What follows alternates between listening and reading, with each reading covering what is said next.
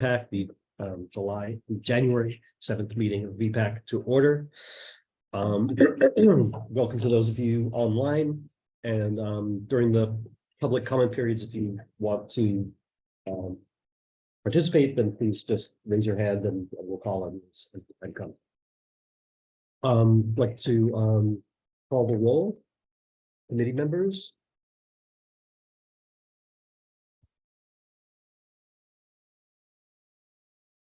Barry Bergman.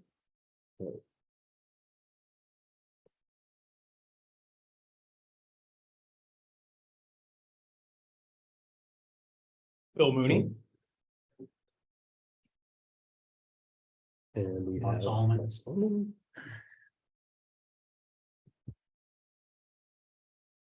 Mark Kyle. Is committee members, Mark Kyle.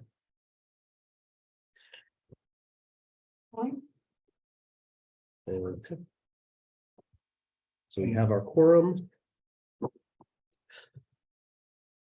Minutes from the May 3rd special meeting. Does anyone have any comments on the minutes?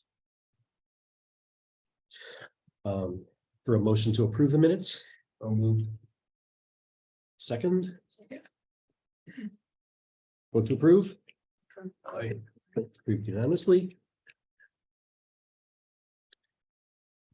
So we have public comments for items not on the agenda. Do we have anyone from the public who wishes to speak to items not on the agenda? Am I allowed to Yeah. say? I just want to commend Warren Wells. If anybody saw the article he wrote in the IJ in the beginning of June, it was excellent. It was about Alexander Avenue and how difficult, how dangerous it is and how it should be fixed. I think we all have a voice and we should all write to the IJ and let people know when we see unsafe cycling in pedestrian areas. It's really important to let the public understand that and understand the purpose of this committee and what we're trying to accomplish. But thank you, Warren. It was really well done.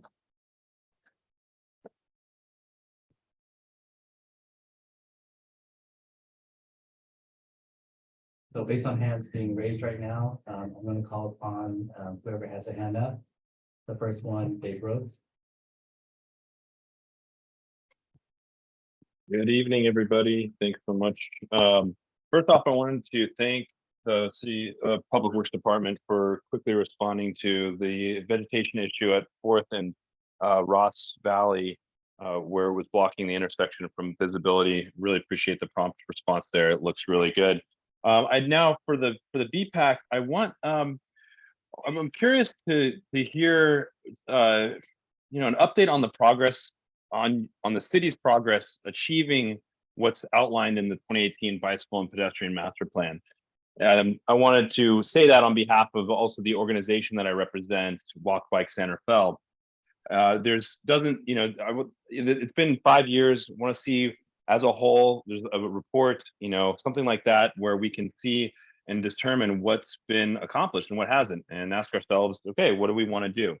And we want to understand what about the plan may need to be updated to reflect new priorities and opportunities that we see in the city. Secondly, I'm curious, what's the update on the 4th and 2nd Street intersection improvement project that was presented earlier this year? We were very excited about that, and we want to see and hear from the city on how the design is progressing.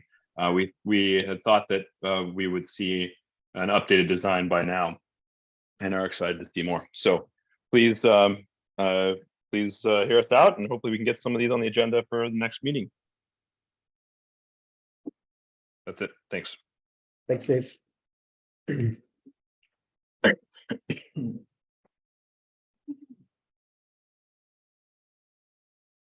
I don't know, does staff have any response to those comments? I don't know what the time frame is for coming back with that 4th and 2nd zone. I'll be happy to report. 4th and 2nd is about 90% design. All of the comments that were taken by the VPAC has been incorporated into the design. The biggest challenge is the phasing configuration and getting people to cross the street and still maintain some efficiency to the vehicular traffic, because it's a very long crosswalk. So I think we are at the last round of review of the phasing, which was very challenging, preserving all of the turning movements in and out of Mark Ward, signalizing Mark Ward. You know, there was a lot of rounds with residents after the feedback comments as to the access into the Mark Ward area. So we ironed out all of the details, and hopefully the project is going to bid in, I would say in about 4 weeks.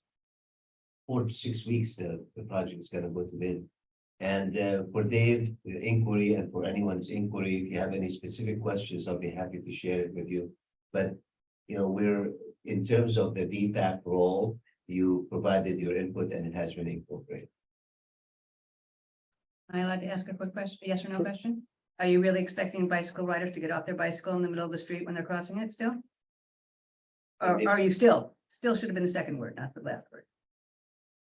We can take the conversation elsewhere, but yes, that's what we're expecting the bicyclists to do. Because what we're forgetting is that we're creating a cycle track that it isn't there today. So the need to cross to get into downtown from that location, it's no longer as urgent as it is today. And you guys are all okay with that? Having to get off your bicycles? I'd want to see the plan, but if they incorporated our feedback, I'm very happy with that. And that's the most we can do. So I would have to see the plan a bit some more, but. I mean, we'd be happy to share it, and it needs to, it will go to the council for the bid award. But if, you know, if anybody's interested in the detail, I'll be happy to share the files, the 95% besides that so far. Yeah, I'll look at those for sure. Thank you. You get an award, by the way, for that one. So next we have ad hoc committee updates and the updates on the North-South Greenway. Yeah, fortunately, it seems there's been a lot of updates on the North-South Greenway, basically every month that we have it. I could start near San Francisco and move north. But in Sausalito, I spoke a little about this last time, but the Bridgeway bike lane project between Golden Gate Market and the ferry landing is still in flux. They were set to initiate planning until the city council had concerns about potentially removing the center two-way left turn lane and wanted the planning study to propose a no-build alternative. The project is fully funded to do a bike path through there, aside from the local match, but if nothing happens, the grants will have to be returned. So that is not great news, potentially not great news for people who care about bike access. In Mill Valley, Marin County Parks has released 30% designs of the Boatman Marsh Pathway realignment, which are available to the public. The project is still seeking funding for construction, but it will continue to refine the designs in the meantime. This is that main pathway between Mill Valley and Sausalito that is currently too narrow for the large amount of use it gets, and it floods a lot of times a year, and there's no alternative for bikes. So they provided some options that raise the path a variety of ways, or an option that routes it around the path to the outside. We'll also taking steps to protect the health of the marsh there. It's a very neat project worth following the 3 designs they presented. In my opinion, they're all good. So whatever they do is going to be fine by me. In San Rafael, here, the Puerto Suelo Hill project, the San Rafael connection, was included in the draft budget. We talked about that as the day of the meeting last month. It's currently circulating for public comment on that. To me, it seems like it has lots of support. We could continue supporting that, although I think it has lots of support all around, so that's good. Moving up to Novato, the landslide that damaged Redwood Boulevard in March is still being repaired. Caltrans had been considering running a shuttle or reimbursing bicyclists for a trip on Smart, but these options have been decided against. Caltrans remains willing to consider a crushed gravel route through the construction area once PG&E is finished with its work in mid-June, but staff are not entirely sure that will be possible, in which case the route will be closed to bicyclists until it opens to all traffic in mid to late summer. So this is going to be basically a 6-month closure of the North-South Greenway. It started in March and it's still closed now. Bothers me every day on my way to work. Moving more regionally, to TAM, the Transportation Authority of Marin has issued a draft of their North-South Greenway Cross Marin Bikeway status update. I was able to have a nice meeting with Rafat and April and others about that as we dialed in exactly what was needed for San Rafael. We did that a couple months ago. You can find that online. We all know that the North-South Greenway is relevant to San Rafael, but this one also includes the Cross Marin or the East-West Bikeway, which is also quite important. And in my opinion, it's often overlooked. And this is really a county-wide issue. The Cross Marin Bikeway is an east-west bikeway that aims to provide a safe and continuous bicycle connection between eastern and western Marin County. It hooks up with the Cross Marin Trail as you go out towards Alima there. One of the most important gaps is in San Rafael, so it affects us. And it's from the end of the Mahone Creek Trail over there behind BioMarin. And then the gap is sort of getting from Albert Park and then through the Gerstle Park neighborhood to our beautiful new facility along 3rd Street that we have. And so to me, it was nice to read that status update and a good reminder of like countywide, they sort of are prioritizing two things, going north-south and going east-west. And one of those major east-west gaps is our business. And it's all sort of getting worked on now as we do this. So to me, it seems like we ought to prioritize finishing that as much as possible and as quickly as possible. Finally, SMART has included in its budget system-wide bike ped wayfinding. They've launched a survey for the wayfinding plan, which I did. I could provide a link maybe in the minutes. This is on my radar and our radar because our master plan also calls for wayfinding in San Rafael. So we would make sure whatever we do is complementary to what SMART is doing whenever we decide to tackle that. And those are the updates on the North-South Greenway. Great, thank you for all that. It's always good to hear about the progress that's being made. Vision Zero, as we should probably just remove this as a standing item. It's the Vision Zero ad hoc committee is not meeting, and that has sort of been we're basically kind of in hold mode until we're waiting and seeing how TAM progresses with their countywide strategy. And it sounds like that, well, we may be discussing relevant issues when we come up to the later item on the proposed SS4A grant. So with that. Oh, Nick, can you talk about were you in the meeting for this Vision Zero that was on that Friday morning? I emailed you that there was a meeting with the engineers and computers and how the computers, you know what I'm talking about? It was a Friday. I couldn't make it, but I know Kate Powers went to it. And it was about how you're using computer modeling to figure out the other sections of which are safe and which are not, all part of. We have David here. That might be. Oh, that, Was it the seminar, the Maya Vision seminar? yes. Yeah. I'll be happy to talk about that. You know, we have a partner. It's a vendor basically of the Maya Vision cameras, single point cameras. The nice thing about those cameras is that they have multiple counts, so they recognize pedestrians and bicycles, as well as cars and even the fire equipment, emergency equipment.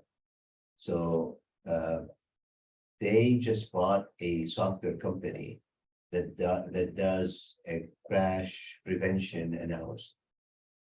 And we sat down with them and they viewed the product, and I invited Parametrics, AMG, the local firms, the bicycle advisory committee, whoever's interested as a general topic. And as a result of that, we kind of outlined what we would need to see in a report to the software developer. So they're gonna put it through the mail and give us a proposal. But the proposal is going to be based on what CAM and Parametrics are doing in the strategic safety plan. You know, there is a strategic safety plan that is being rolled right now, which is an update of the 2018 statute. It's a systemic safety analysis. Yes, report. systematic, yeah. It's a local road safety. So based on the results of that and the outcome of the highest crash location, we will apply this new cutting edge software onto selected locations and see the outcome, see what we can find remedies. The idea is to try to prevent as much as possible. But that was the outcome of the meeting.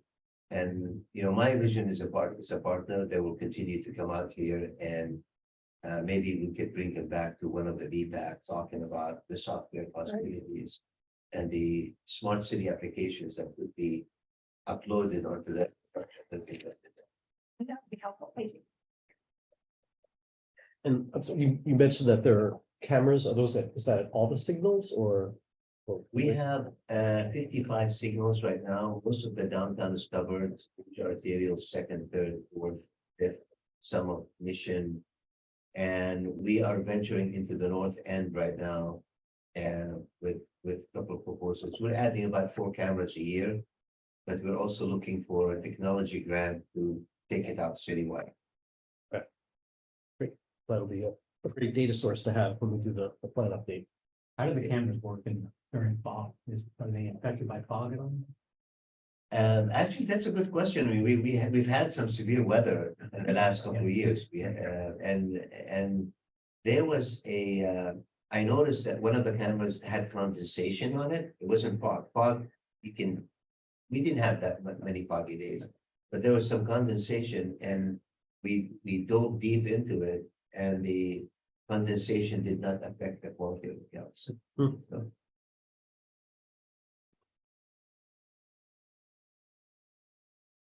Okay, well, I know we have several presentations coming up, so oh, we have a question, comment? Dave Rowe, I'm gonna allow you to talk. Hi, everybody. Thanks so much for the updates. I wanted to comment on the update on the north-south and the Greenway and the east-west Cross Marin Bikeway. You know, I from our perspective, Walk Bike Center Fell, other than the improvements on Second Street, the Cross Marin Bikeway through Santa Fe east-west is pretty poor. And I don't know if any of you have actually tried riding east-west through our town, but it's really bad. It's quite sketchy. And I really encourage this group in the city to really prioritize what that experience is like, especially leaving on the east side of the new bikeway that's under construction on Second, getting onto First. You get dumped onto B Street and you're like, where do I go? I mean, what First Street is one way the wrong direction. I think I heard previously that there's plans to change the one way to the opposite direction, but that doesn't really, you know, we need to figure this out, and it shouldn't be that hard.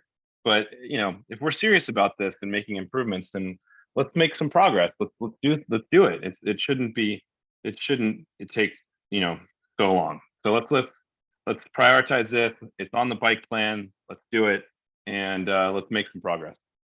Thank you. Okay, thanks. Yeah, I mean, maybe that's a good item for next agenda. It sounds like we could mention some things. Yeah, I mean, through BPAC, we've chatted about a few different sections of that. You know, we've talked about where the Mahone Creek path dumps you off there at Anderson and Lindaro. Mhm. Anderson and Lindaro there. You know, that's we've talked about that being a relatively large project. I think it's a high priority, large project. That's where you go down to the sidewalk over the bridge is really, really thin. And there's like a pump station right there and a creek right there, and there's a lot going on.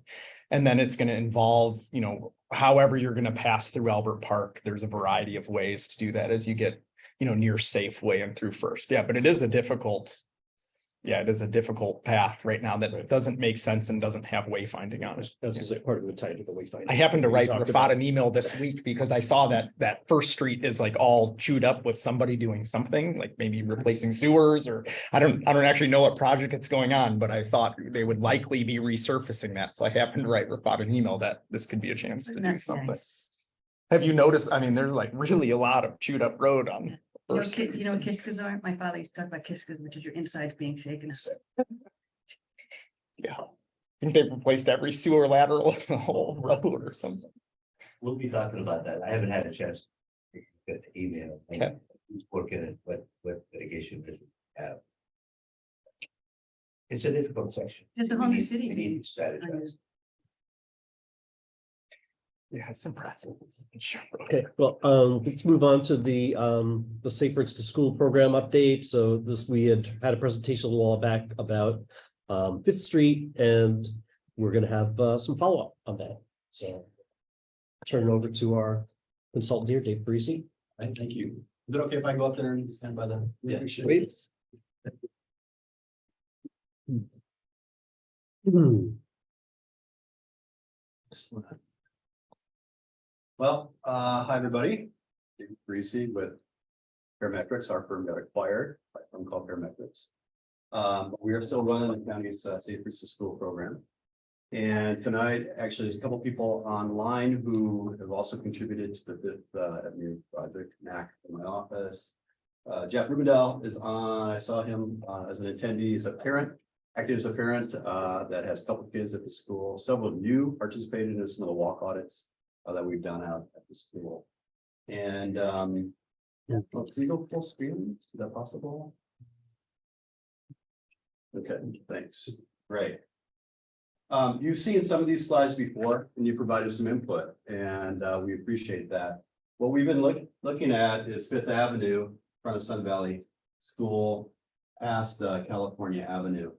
The next slide shows a bunch of photos from some field audits that we conducted, which were fun here. Anyway, so several of us, about 20 of us, participated in a walk audit one day. We went back, looked at things. It's amazing how many kids are walking and biking to this school. We were shocked by how many kids were on cargo bikes. It was amazing. There's no bike lanes, right? It's a very busy road, one lane in each direction, parking on one side, parking on both sides in some areas. A number of years ago, the sidewalk was widened about 6 feet on the north side, a portion of it. But still, it's a tough route, right, to bike on. And there's some complicated intersections. The photos kind of tell you 1,000 words for each one. Sidewalk is continuous all the way down California on the north side. South side is really not a sidewalk. There's driveways and discontinuous areas. Sight lines are tough coming out of some of the cross streets. Here's by Andy's. Everybody crosses the crosswalk just to look both directions before they go on to the street. But I think you guys all know this stuff, right? So next slide next one shows existing conditions in a plan view. Actually, I'll move past the sections that we're going to propose. These plans are going to show, from again, looking from the air, we're going to go from west to east, some different ideas. We were asked to go a little bit beyond what we usually do in Safe Routes to School, and go a little bit bigger on this corridor to look at different options. Like, what would it take to actually get like a class 1 path? A wide path, 12 feet wide on the north side of the street, in a couple different ways. And first, what we did is we measured the entire street. We looked at the right of way. By the way, that has a huge right of way. People get to take advantage of that live along that street with their yards and their driveways and their fences. It's about 70 feet in width, pretty substantial for a street. Yeah. So there's some history there. We don't know why it was so wide. It was supposed to be a 4-lane street at one point in time. We don't know. We don't really care, but it is what it is. Nonetheless, our first option that we looked at was, well, gee, what would it take if we moved the sidewalk to the south? Kept the back of the sidewalk where it is and widened it by moving it the curb to the south and make it 12 feet wide. And you can see that on this plan. Again, this is the schools up. Actually, yeah, this is River Oaks. Here's Happy, the school. National Line's next street. Keep on next slide, please, real quick. There we go. Again, we conceptualize this with the preliminary engineering drawings. And as you can see, it looks possible, be very expensive, and the parking impacts would be huge. Because there's so much parking on that street today, and we'd have to narrow it into the roadway. Blue cars show what would remain under a scheme such as that. So it'd be quite a bit of parking today, but you could provide a 12-foot pathway into the school. I'm sorry, where's the missing parking? The cars are, the blue is parked cars Yeah, and again, vehicles? there was up here, I should just explain that better, thanks. This is where you still be able to retain parking. The blue cars are parking that is retained. Yeah, but this is where parking would be way up. to So the the, school. the section. Is there parking there right now? That's the narrow section of the road right now. Yeah, there I think is. there's not that many parking spots there. You can, if you look real close too, you can also see. Sizes. And that would be taken away. Okay. So again, this is Mm, somewhat theoretical. What can we do, right, to push the sidewalk into the street? It'd be cheaper than going the other direction. Do you have a count of how many spaces would be removed? I'm gonna ask Mac, who's on the phone, to look into that and we'll report back during this meeting. On the parking. Just wondering how many spaces would be removed. You said it would be quite expensive. What does that mean? Not the cost yet, but in maybe in the like. Our ballpark estimate was about a $5 million.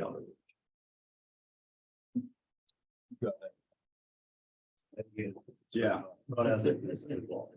Just to reiterate, with this option, just an option, Just an- just an We're option. gonna show you. four. Sure, okay.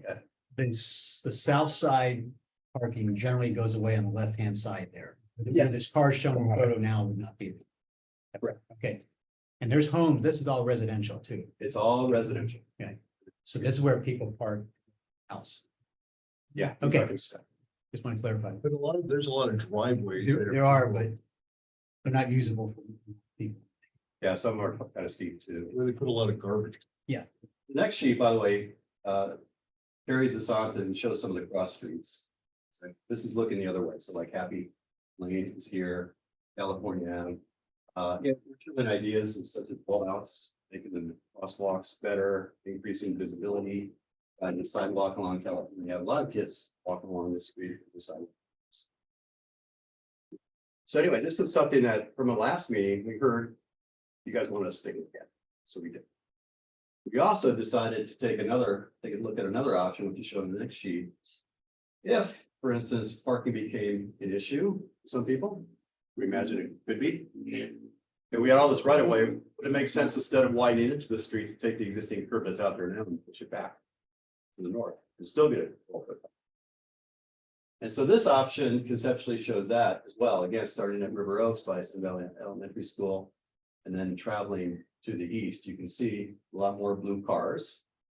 Right, because all parking, except at a couple intersections, would be retained where it exists today. So there's a lot of parking on, we're showing it on the south side of the street. But as you can imagine, even though there's all that right of way, trying to conform this sidewalk where there's existing landscaping, driveways that go up or down, mailboxes, trees, that would be even a bigger cost, possibly twice as much as the other option, just because of all the conforming that would need to be done. Next slide would show, again, conceptually what this could look like as we head to the east. Some traffic calming, again, Rapid Club Drive comes in at the simply angle, maybe there'd be a way to kind of square it up. Shorten crosswalks, improve sight lines. Same thing down at California Avenue. And that's where we kind of ended the project, just at this point in time. So there's been a call really to look at Fifth Ave and see what could be done, right? And so this is a first shot at thinking big, right? There are definitely impacts from a parking and cost perspective. So then we said, okay, let's step back. And maybe this is a big thought, but what could you do possibly in the meantime, right? And so the next slide also shows Happy Lane in California. Next slide, though, shows an idea of, well, if there's no money yet, or it's controversial, is there a way to do something different, like have a bicycle boulevard along the street, right? Try to create an environment where the speeds are pretty balanced between the different users. Cyclists get better visibility and the pedestrian crossings are safer. Okay. And so this third option of the four I'm going to show you simply shows some moderate bicycle boulevard treatments, such as green sharrows, There also be some signing on the street. What can we do at some of the intersections, as far as possibly doing quick build configurations, or maybe they're permanent. Maybe you go right out of the gates, there's funding that can be found to make it into a curb extension, some of these locations. Jeff's on the call today. He's working with the school and some of the architects, and they're looking at different configurations for Happy Lane. And so we want to coordinate that. School district has some money. They're taking a look at this school and some other schools as well. So how can we coordinate that? Edge line striping, center line striping, narrowing the lanes. Keep on, let's go down next diagram there now. Racket Club Drive, perhaps again, making it more of a 90 degrees, again, either through quick build or permanent features. Same thing down at California Avenue, some ideas there. Okay. So this is Sorry, at California Avenue, you have some bulb outs crossing Fifth Avenue. Would you add a crosswalk in there? Is that the thought? there could be, An unsignalized crosswalk? yeah, we want. Or would you or would you put a stop sign there if you were to do that? Well, I think you know what the issue is on the south side of Fifth, there's a continuous sidewalk. Yeah. Right, so, and it's super challenging to figure out how to do that.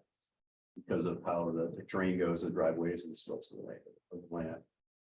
But it's something that could be further investigated. We're going to show you this on a higher, a little slightly more on steroids in the fourth option.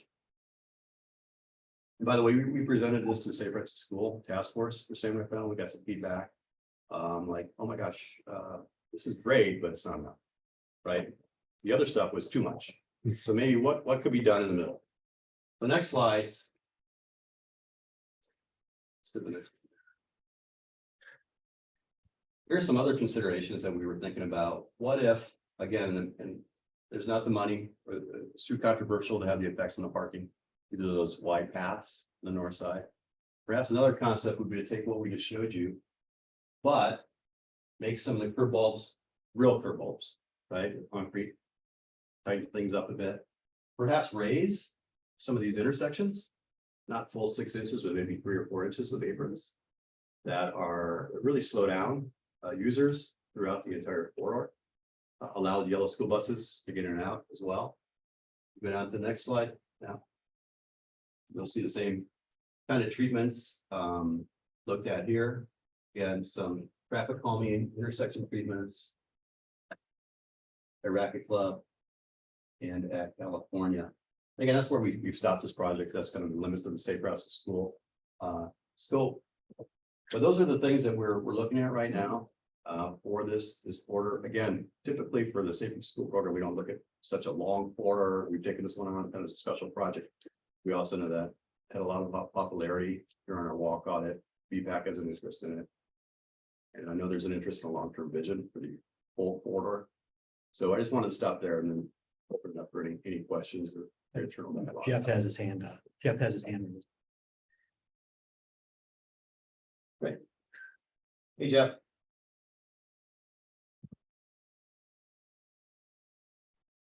Hey, everybody. Can you hear me? Yes. Yeah. All right. Is it time for some comments? Because I'd love to. Or Before we do that, do we have any questions from members of the committee? I have a lot. Okay. Well, wait. Okay, go for it. Can I just ask what an apron is? Yeah. So an apron is a little ramp. So if you have a raised feature like a speed table or raised pedestrian crosswalk, or even some speed bumps, they have an apron that goes up 3 or 4 inches over the distance of like 6 feet. So you don't go flying off something. Exactly. I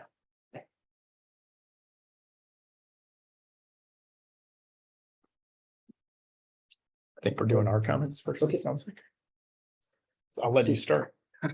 We'll take turns. First of all, I think you've kind of captured about the right number of blocks. I know this is longer than what you normally would do, but I think this is my neighborhood, so I see this every day. And I see what those kids have to do, and you're right, a lot of bike riding, a lot of pedestrians, the kids. And this is where it gets tough, because this is where it narrows down, and this is where the congestion is, and this is where the danger occurs. So I think you've kind of captured the right number of blocks there. Just give you some feedback. Um. My concerns are is these measures that you're trying to do that. With limited budget. If you could go back to the school intersection. Yeah,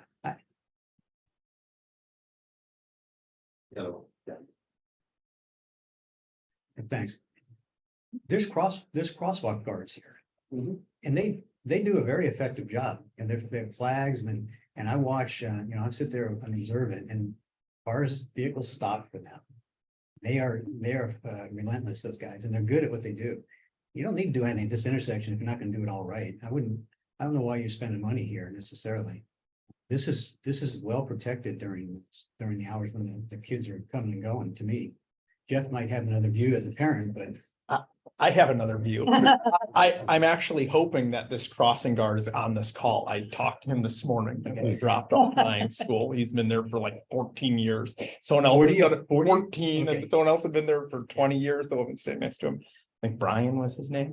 So he stands at this Happy Lane, Fifth Avenue. there's two of them. crosswalk. There's not one, there's two. Yeah, there's two here. And then there's another crossing guard at the other side of the Yeah, school too, yeah. which is maybe over by River Oaks, this crosswalk at the top. Further the rest. But I spoke to the man and the woman who were standing at that bottom panel, so maybe he'll actually be on this call.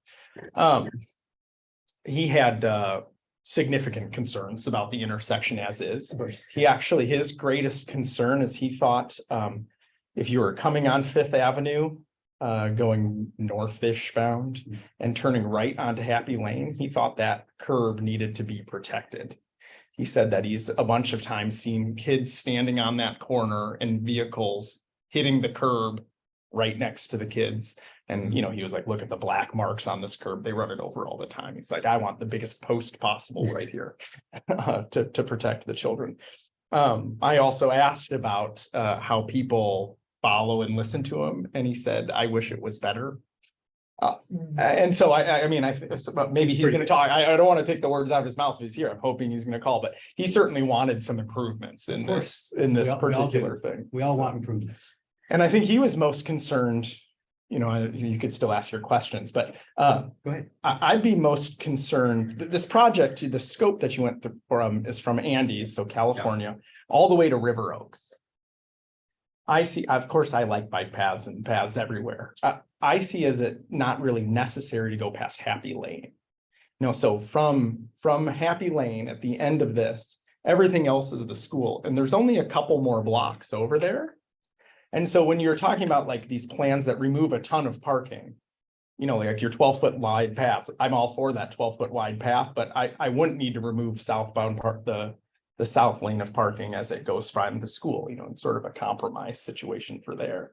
I would see that's less important, but I don't know, I think- there's only a couple blocks in that. I think you're. There's right. still a lot? You gotta go west to the end of the school, because there's a path there that a lot of parents use. And why is there a crosswalk guard 1 block to the west? Ask yourself that Yeah, question. I don't know. It seems not busy to me, but maybe it is busy. There's a Yeah. crosswalk guard there for a reason. Okay. Yeah. Because it's really good. Yeah, So maybe they need it all. Yeah. Yeah. Happy I with mean, it all. otherwise, why Need it. have it? And also, while we're on that subject, that block there on the north side, right now, there's a white painted curb there. On the north side between Happy Lane and to the west. Where parents are parking, parallel parking there. In a zone that's not zoned for parking. And Jeff maybe can speak to this. I don't understand that, and that really narrows that. It only becomes 1 lane at that point because you have parking on the south side as well already. And the road narrows there. So I can't understand why, this is one of the reasons why I think you need to do something on that block. Is there a sidewalk there still? There is a asphalt sidewalk between power poles and the chain link fence. It's a concept. It's a tripping hazard. Okay. For older people. Younger kids running, maybe to trip on there, I guess. It's a mess. Yeah. I just want to start with thanking Parametrics Dave and Tam for embarking into this exercise. And I think that before we dive deep into the details. These are very detailed plans for a conceptual plan. So we need to start, maybe, we've seen a lot of projects like this where we run with 4 alternatives, and that's a very heavy on resources. So we need to narrow down the overall concept as a step by step in order to get something done. It's okay if we need to run the concepts here as the PPAC, and we need to have an outreach plan for how do people react with no parking. I mean, let's forget the budget for just 1 second. I don't have $5 million. I don't know who asked me about that. But and nobody does. However, I mean, I don't think it's a matter of funding these projects. It's a matter of what is the ideal solution for the community that will balance between the needs of the existing residents and the mobility needs for the school. So it's a matter of a balancing act, and we start with, and that's great. Thank you so much for developing 4 options that vary significantly in the scope. So I think maybe the first step for the VPAC is to give comments about, comments related to the scope and the limits of the project is very, proper right now. Comments about, what is your tolerance? I mean, what do you think the community tolerance might be? Should we just be very ambitious, very aggressive, and go with the widening regardless of the sheds and the driveway conformity and all of the issues of the trees and the aesthetics? Hey, Rafat, I was gonna get to that. Phil and I were having kind of a healthy debate over whether the scope should include this intersection, Okay, which I think was a good conversation to have. It's okay to disagree. yeah, definitely. And just because that affects whether this option to me makes sense or not. Okay. So I think that's what I was trying to do. That's fine. I mean, I'm not criticizing what's happening. I was just trying to wrap it up to a conclusion as to what type of comments we want to take from now on, and give some direction to the committee and the general public. So what is the scope, like, what is your final product supposed to be? Is it a concept plan? Or Yeah, we're trying to learn some things. Okay. We did learn is there's a big right of way, but the street is odd width. Right? We can't get bike lanes in without taking parking in, or we can't widen the sidewalk without taking a lot of parking out or moving into people's, what they think is their yards. Right? That was a lesson we didn't know we would discover, right?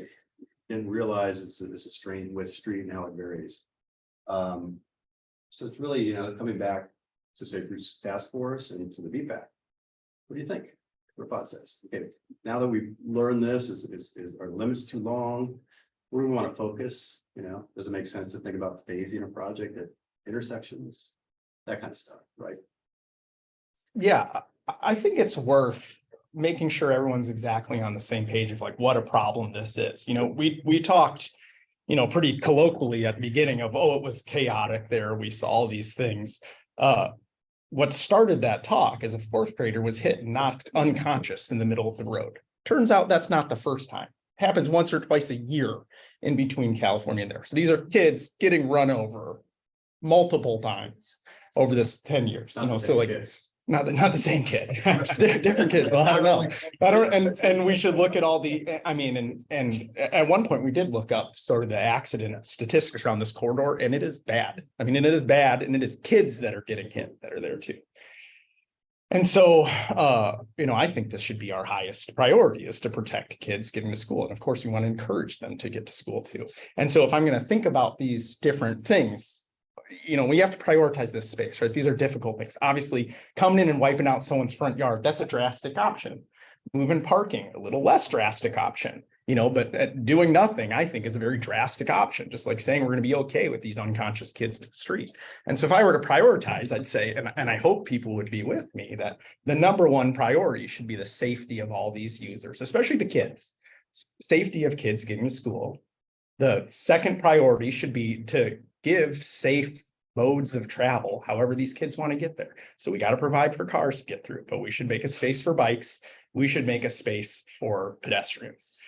Right now, there is no space for bikes. And there is some space, there's a 6-foot path for pedestrians, which is not wide enough. We saw on our bike option. And so our third priority then is parking your private property on public land. So that would be parking. And so I would love to give everybody everything, a perfect spot. But if I had to choose what's going to go, I'm going to choose the safety of the kids going to Sun Valley before I would choose eliminating some parking on a street that has lots of parking on that street. I ride it every morning. And so I think thinking about that, my problem with some of these easier plans like this is like this plan is calling for it to be a bike boulevard. It's already a bike boulevard. It's a class 3 bike lane on all our paths. It's already signed bike route. Half those signs you can't see because they're hidden behind telephone poles, but like it already is this. So the only improvement we're doing is some minor improvements in intersections, but this is the status quo, which we've all heard is not, like, we did this walk audit and we said the status quo is not good. I think no one at that walk audit, which included the principal and teachers and safe routes people and Department of Public Works, everybody was there that day. I was there that day and we were like, this is crazy. Like, this is madness. And we counted like 20 different things that we were uncomfortable seeing with in a 20-minute time period on just one random day. And so I think it is very important to do something significant here. So I really appreciate having all these big plans, from, a 70-foot right of way, 2 lanes in each direction and parking and bike paths, and no one gets a front yard, all the way down to this plan, which I like all little benefits, but unfortunately I see this plan is the status quo. Like, this is what already exists. So you'd put another Sharrow in the road to go next to the bike route signs. But to me, that's very, very little. So I guess I want to back it up a little bit. I mean, because I completely agree with what you said about the safety of the kids being the priority. So I guess the question I would have is, if there's this collision history, what kind of collisions were they? Were they kids in the crosswalks? Was it a pedestrian crossing, was it bike related? It's been or all. what? Yeah, Was unfortunately, it's was been there a all. pattern? I don't know if you know the answer to that or. Barry, but- can I piggyback on that? And then I have a process question. I would also like to know if there's been a pedestrian / bicycle / car count.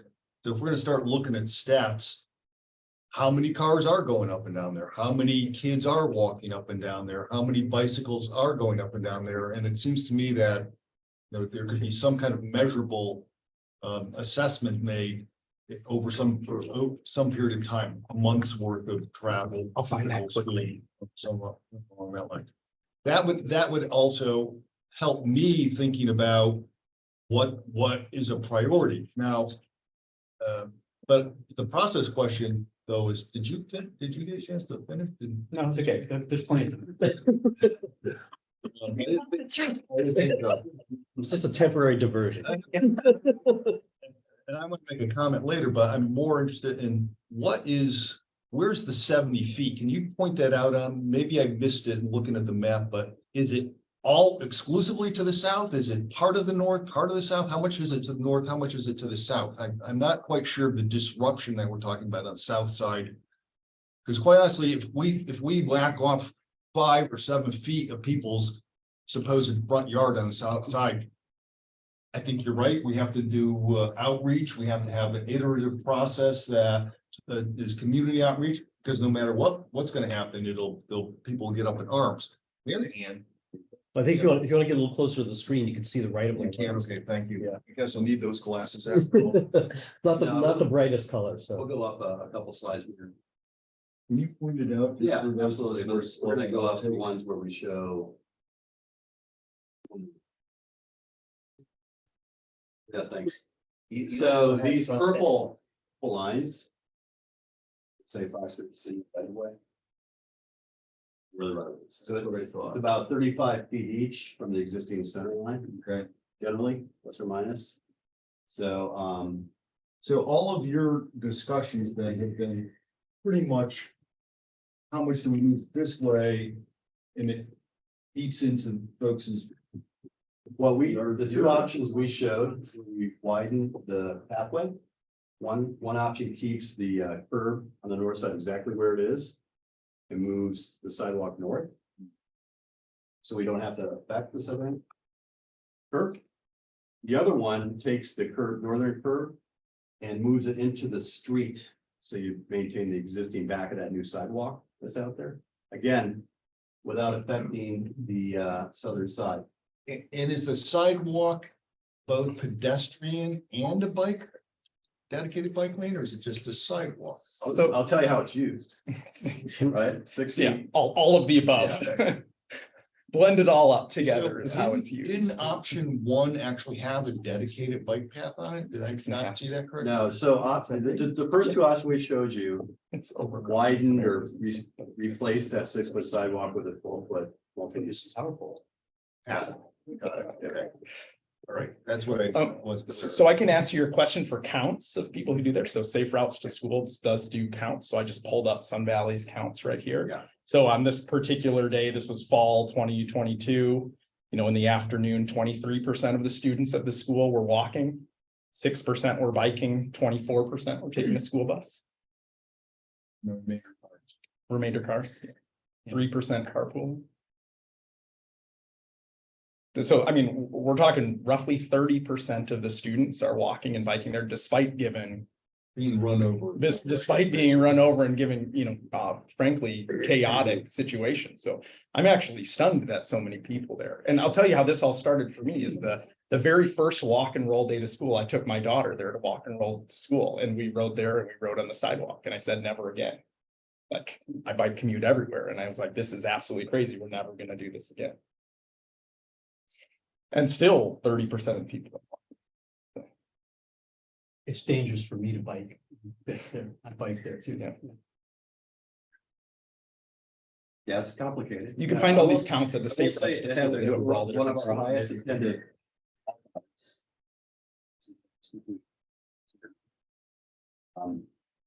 Because it was people with issues. My question is about the budget resources. It's fantastic to talk about the variety of plans we can do, but what can we actually afford to do? Well, I think saying I was to kind of step back. We know what we know. We have an idea about potential impacts and costs. There is a public process. There are funds, the grant funds that are out there that one could apply for over time. We've been Safe Routes and the county of San Rafael have been very, very successful. $15 million in the first quarter of this year and active transportation funds were awarded. But it's to step back and decide what makes sense. What is the process, right? Well, I What are agree the with that. impacts and where do we go with the community? Right? What's BPAC want to do? How you want to be represented on a project like this? I think Number one priority. we're starting to get there with Phil's preamble. Yeah. I mean, I would say you have short-term and long-term goals, right? Something has to happen short-term. I want to agree with you. I mean, that's where I was going with the intersection. It's not worth spending the money. It's bigger issues at stake here. This intersection, a bit of a problem. I think you could make improvements, but by doing this, you would improve it because that's an 18% grade coming down the hill there. Because I fight that too. And people just roll right through that stop sign in all three directions, basically. So shortening that crosswalk would probably help some of the children, that's for sure. And at Andy's, I agree with Phil on that too, on the south side. I'm not sure what that bulb out is doing on the Andy's necessarily. I think you're right though, Dave. At Andy's there, the cars, they do a rolling stop because they can't see. There's no line of sight for them. They're coming up the hill and there's that building. And those cars are all parked there in front, so they don't have the vision. So they have to get out into Fifth Avenue before they can make their decision. And usually there's a kid riding their bike or on skateboard or something crossing the road there. And this doesn't show, but there is a possibility of moving that. Anyway, So these are the details, but I think we maybe you gotta mentioned take a this. step back. The south side has a discontinuous sidewalk. What does it take to make that a continuous sidewalk? Right, like the south, but you know, we keep talking about the south side doesn't have a sidewalk, it can't have a sidewalk or just. More money. I mean, it's a flat road where they're parking cars is what we're saying. Oh, We spend a most little of bit it. of time but on the south side, it is discontinuous. There are driveways. Many of the driveways go straight up like this. So to make a continuous sidewalk that's compliant with ADA, we've got to bring them down to about 0.5 to 2% cross slope. And all the way down the street, we got to. And is then that, kind of but, form the driveways and go in the front. and does a homeowner do their own sidewalk or does the city like? I have to do the sidewalk in front of my house. Does not everyone have to do that? There's the answer. That's that. Is that the answer? I mean, aren't you supposed to have a sidewalk? They made me pay for it. There's the part, and the city gave me a note. You must have been doing some improvements that you're. No, No? just part of the sidewalk improvement program. To keep the sidewalk as possibility. But I think going back to the question of funding, unless we come up with a concept that is acceptable to the community, there is not a penny of funding. So there's no money for any of it. And I think I already heard, and we all heard, that the status quo is not acceptable. Putting a Band-Aid is not acceptable. Is that, am I articulating? That's what I think. I mean, the plan to put Sharrows on is what it is today. Yeah, I mean, that's. That's a nice try. I mean, it's a Band-Aid at best, and I agree with you. It doesn't do much of a change.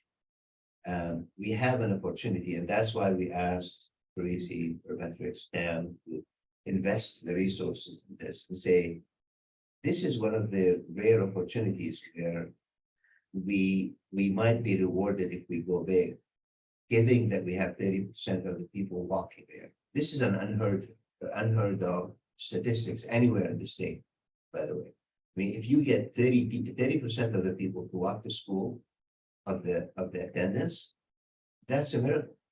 I mean, I've seen it at 1%, barely. I've seen it as one person walk to school out of 300 people attendance. And that's typical. Because, you know, the parents are saying, no way my kid's gonna walk to school in a condition like this. The fact that we have 30% of the people walking to school is very encouraging to say, okay, let's push the envelope here. There is the demand. There's a justification for a change. And let's see what's acceptable to the community. And that's what I would love to hear the feedback on, is that should we go north side? Should we go south side? And you know, and then we can tell you, let's narrow down the alternatives and develop a preliminary cost estimate and start talking to the residents. And that's the natural progression of that. I think that's what we discovered. This isn't going to be easy, right? We were hoping it would be. It won't be. The south side will be 10 times more difficult because of the grade. So we tried to really respect that and keep it in place. Work on the north side where the school is, right, and where the traffic in the neighborhood is. So we learned some things. So I'll give my 2 cents. I want to kind of address what the 20,000 foot level, what's the vision for San Francisco that we have in the future, and where do we want to go? And it seems to me that we want to make the city overall more bicycle pedestrian. And the only way to do that, in my mind, is to have dedicated bike lanes and dedicated pedestrian lanes. And I would personally go for option number 1 as a priority. This could be a keystone piece of civil engineering that moves the whole city in that direction, and could be a poster child for how do we move towards the future that's more bicycle and pedestrian friendly. And there's all the statistics from what I'm hearing that kind of back it up. 24% walkers, 6% bicycling. And if we can do it in incremental bets, and sure, there might not be money now in the budget, but that's why you have bonds for transportation and school improvement. And some of them get voted up and some of them get voted down. It's part of the political process, just like doing community outreach. We don't have all the funding, we go and find it. You're on the bond measure, or however you might want to fund it. So that is fixing the problem rather than saying, oh, that's a challenge, we shouldn't do it. I say we use it as a keystone operation and move forward that way. I feel we got a little bit out of sequence here, and I don't want to start narrowing down stuff before we hear from people who are on the line and who hopefully have some folks from the neighborhood and the school who have some good insights that they can provide for us. So Jeff, I know we cut you off earlier, so apologize for that and welcome your comments now. Thank you. Do I have like 2 minutes? I'll try to be quick. Go for it. Fantastic. Thanks, David, for presenting and great conversations. So I'm a parent at Sun Valley. I'm also a transportation engineer, so I speak the language that David's speaking. So this is all great to see the progress. As a parent, I will say that everything that the observations that are stated are accurate. There are a lot of people that are walking and biking. However, there are 300 or more kids at the school. If we had 70% walking and biking, that's still 100. Well, that's still a lot of people in cars, and that's a reality that I think we need to plan for. The school has a lot of events where families come and get to watch kids and interact with them. They need a place to be. Sure, they can park along Fifth outside of it, but during different times of day, there is a need for cars to be there. In the mornings, the curb is pretty active. Like there's a rolling queue of a pickup and drop off, and it's a very effective. A lot of involved parents getting cars moving. It's really a matter of just balancing the needs of everyone. Safety highest priority, yes. However, eliminating parking will have it be a detriment to the school being as inviting as it is for the families. Not so much for it is also impactful for the folks who live there, but that's for kind of during school pickup and drop off. There are just a lot of people everywhere, in cars, outside of cars, etc. When school is not in pickup drop off, there's not much out there. So it really comes down to just managing the speed of traffic. I will advocate for, this is not a bike boulevard, Phil, with all respect. This is a class 3 put down sharrows. A real bike boulevard has speed management devices like speed humps and other traffic calming devices that slow everyone down to low speeds. Yes, there were 2 crashes. Both crashes, thankfully, the cars were going like 2 miles an hour. Any crash is a bad crash, and we want to avoid them. But managing the speeds of the cars has the highest benefit of kind of ultimate safety. This area super critical, but I tell you, the reason a lot of people don't walk and bike to school is because past California Avenue, there's sidewalks that are rippled because of trees, there are power poles, there are no curb ramps, there's sidewalk gaps. So the whole corridor is missing a whole lot of pedestrian and bicycle infrastructure to get people who live outside of this specific area where there is a sidewalk to walk and bike. So I think if you really want to move mode shift, you got to look at the bigger area. The lack of sidewalk on the south side is terrible. The crosswalk that you're showing there on California Avenue, I don't know if that's necessarily what I would suggest there. If you could, if there was a better way to get bicyclists leaving the school going eastbound on 5th to be able to safely wait to turn left onto California Avenue to some sort of bike boulevard and bike-tastic route on a parallel route, that would make biking, with families of all ages, way more comfortable. As you go further east, it's super windy, it's super uncomfortable, speeds are higher, but people have to drive to their houses well, have to drive, but there are a lot of people driving. And so I think 5th Avenue east of this as a corridor, and all the other parallel routes as better pedestrian and bicycle, bike boulevards, etc., could be very effective. 5th and Happy, echoing the conversation, I do think something is needed there. I would actually suggest a bigger bulb out on the northeast corner where there's a fire hydrant and a power pole. One of the crossing guard, Bob, is great. I don't think he does much because he's been very effective at telling people, don't cross the street. Stay off on the far side of the intersection, walk down Happy Lane. So we're literally detouring pedestrians and family and people on bikes to not cross the street to school, to basically go all the way to the cul-de-sac at the end of Happy Lane to get to school, which is unfortunate. It's effective, but that's the interim solution for kids to not get hit at Happy and 5th, which is not the right solution in my opinion. Westbound adjacent to campus between River Oak and Happy, eliminating parking there or at least eliminating the curb zone there it's not something I would recommend, because it is used for parents who get there early and can walk up to school and actually engage with their teachers and students on campus. A wider bike path is fantastic. However, a better bike boulevard that slows everyone down, that allows everybody to be moving at 10 miles an hour westbound would be, I think, a good compromise to meet the needs of an area right adjacent to a school. I think that's the extent of my notes. But I think, oh, the other thing, opportunity, the water district just came in and completely ruined Fifth Avenue. And the principal tells me that it's going to be repaved this summer. That is an opportunity to repave and put out better sharrows like you did on 4th Street. Put in a couple of, rubber surface mounted speed humps. Test something out. I would also say Sherrard, people who live off Sherrard, they need a keep clear or some sort of marking. They can't get out of their neighborhood between school pickup and drop off times. That's one thing that the parents told me very adamantly. Waiting for you guys to cut me off, but yeah, the crossing guards do a great job. The parents are very active getting cars moving as much as they can. So providing some better infrastructure in the public right of way will only help make everyone safer, get everyone to school more comfortably and in a safer way.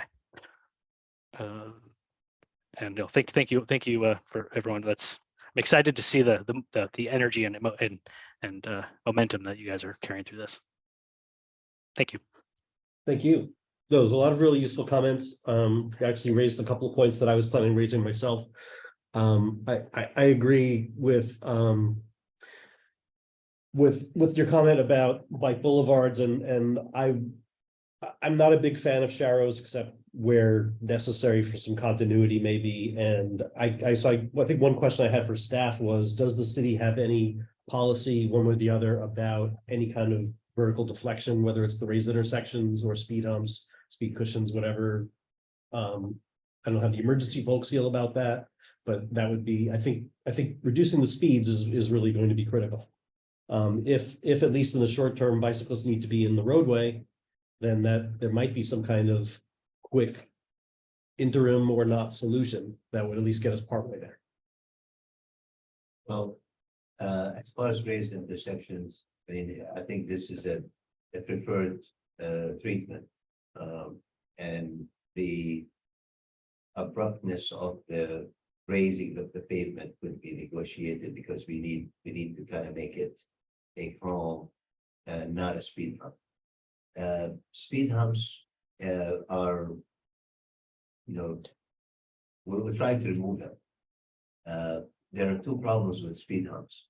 Some of the handicapped community will get displaced if they're going over speed humps. If there's some certain people who drive their cars with a wheelchair locked into the driver's position. And if the car goes abruptly, the wheelchair might be displaced and they might lose control of the vehicle. That's number one. Number two is the response time for emergency vehicle. The response time is, people don't realize that every 911 call is monitored as to how long does it take for a fire truck to get from A to B.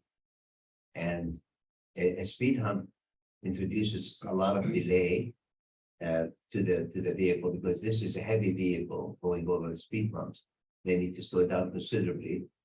And it might even be hazardous to the life, to the injection of the fire personnel if they're holding on to the truck. I don't know how many of this type vehicle in this area, but for those two reasons, we don't like speed bumps or speed humps. There is an area on Catalina that we're trying to remove the speed bumps, because we are on soft land here, and there has been some serious vibration of the houses next to the speed bumps, depending on how sturdy the ground is. So we are on Catalina, the houses shake when a big truck hits that speed bump. So in my opinion, I mean, we would try to discourage any speed hump treatments. When you say speed hump, is that different than the apron we were talking about, or the raised intersection, or is that all the same? They're not the same. Are you for the raised intersection? Well, or is that... my understanding of a speed bump is the, Like- is the, Yeah. pile of asphalt that they put in Safeway parking lot. Right. Got it. That's a bump. Okay. The hump is a 12-foot rise and going down, it's about 3 inches. And that's what you feel in most of the, depending on how they construct them, you can either take it at 40 miles an hour, or some of them you can't even take it at 20 miles an hour. But the profile is more gentle. And the raised intersection, once you raise the center of the intersection, you have option of how long of a distance do you take to conform. Like if you look at Third Street design, and now those raised intersections are beginning to appear as they're supposed to design, although the last lift is not put in. But you can see that the rise of the intersection is gentle. And then the dropping off is gentle as well. This is not a bad treatment, because it raises the intersection and gives the pedestrian flat surface to go from the walking area and crossing the street. Jeff also had some questions about the speed in that area. I know there's a little radar thing on Fifth Avenue a little further down than this. So does the city have a sense of the speeds they're seeing? And do either of you have a sense of Jeff seems to think that if the speeds were lower, everything would be fine. My sense was from that walk audit, the speeds were not high of the vehicles at the time when it was certainly the busiest with all the kids, but I don't know I'm curious your thoughts. The speed are not that high. I mean, if you look at the 85th percentile during the commute hour, it's limited by the congestion. I mean, there's not a lot of speeding during school time.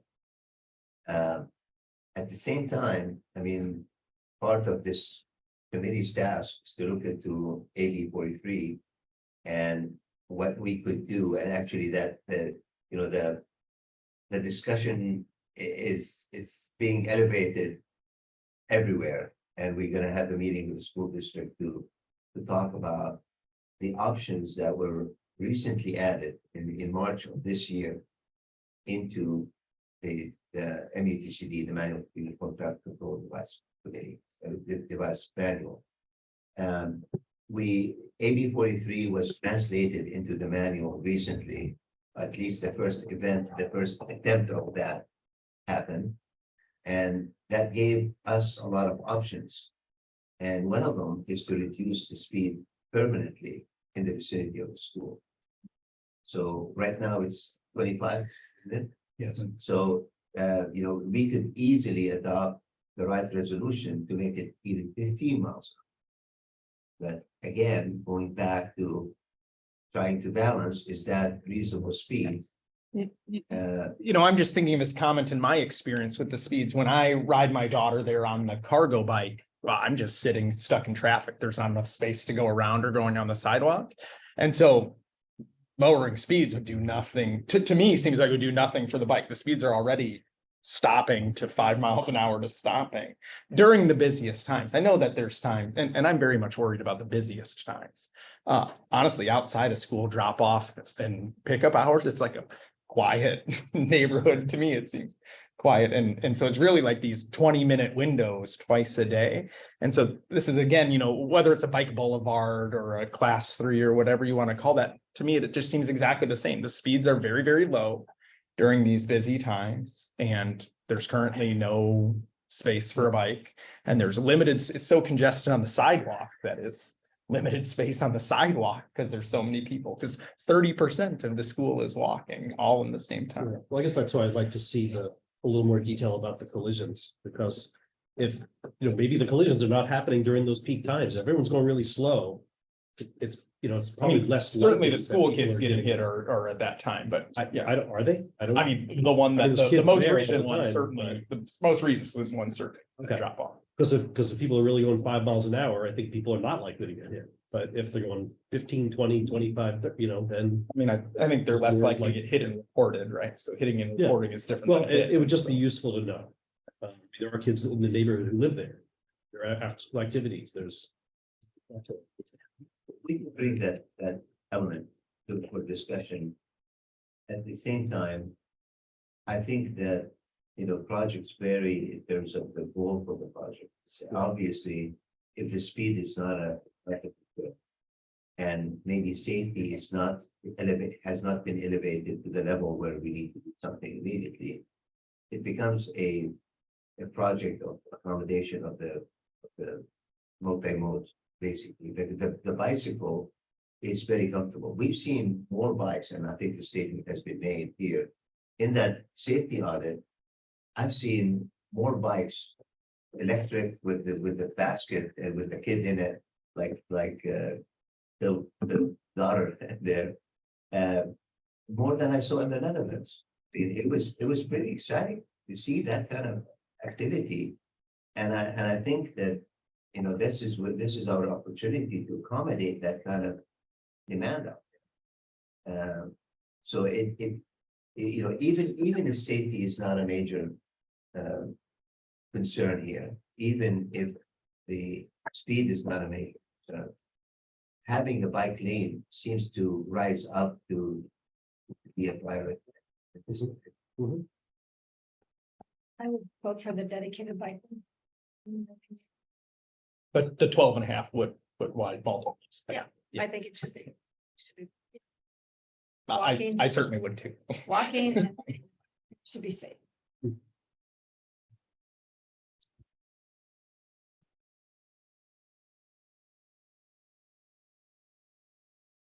Ours? Thank you. I just wanted to bring up, we did at the BPAC in April of 2022, there was a member of the public named Jeff Olson, who's also on TAM's Citizens Oversight Committee. He had brought up his concern about the intersection of California and Fifth and his concern about safety and speed, and suggested and wanted to know if DPW would install a signal light there, and that if people had to stop and then start again, if that wouldn't be, and being able to time the light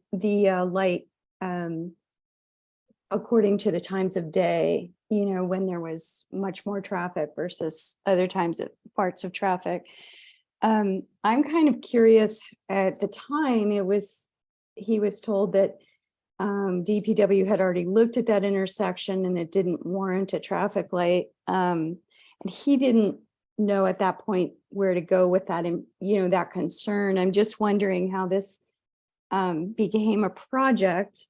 The other thing at that meeting was we were really pushing for a Vision Zero plan for the city. And I'm just wondering if the city did have a Vision Zero plan, how this planning might be integrated with education, enforcement, and also infrastructure improvements in the area, and kind of a broader approach to getting to a solution, which I think the city would really benefit from. And then finally, I did attend the presentation on the signal cameras, and it sounded like those cameras could detect through heat sensors near misses. And I know there isn't a signal lights there, but I'm wondering if areas like this wouldn't benefit from being prioritized in the installation of cameras to really do get a readout to prevent accidents before they happen. So we don't, when there are people who are coming forward and saying, this feels unsafe and there's too many people that do speed on the road, whether or not it would make sense to install cameras that would then provide data that could be analyzed and then could be fed into some of the analysis that goes with those camera services and consulting services that are part of that.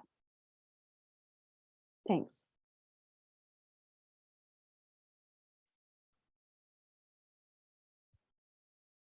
staff wants to respond, or we should go to the next question. I really don't know if the cameras can do analysis for a signals intersection without asking question. Person, Max Cooper. Hey, can you hear me okay? Yep. Okay, great, thanks. I'm a Sun Valley parent. I take my daughter to school. I'm one of the cargo bike guys.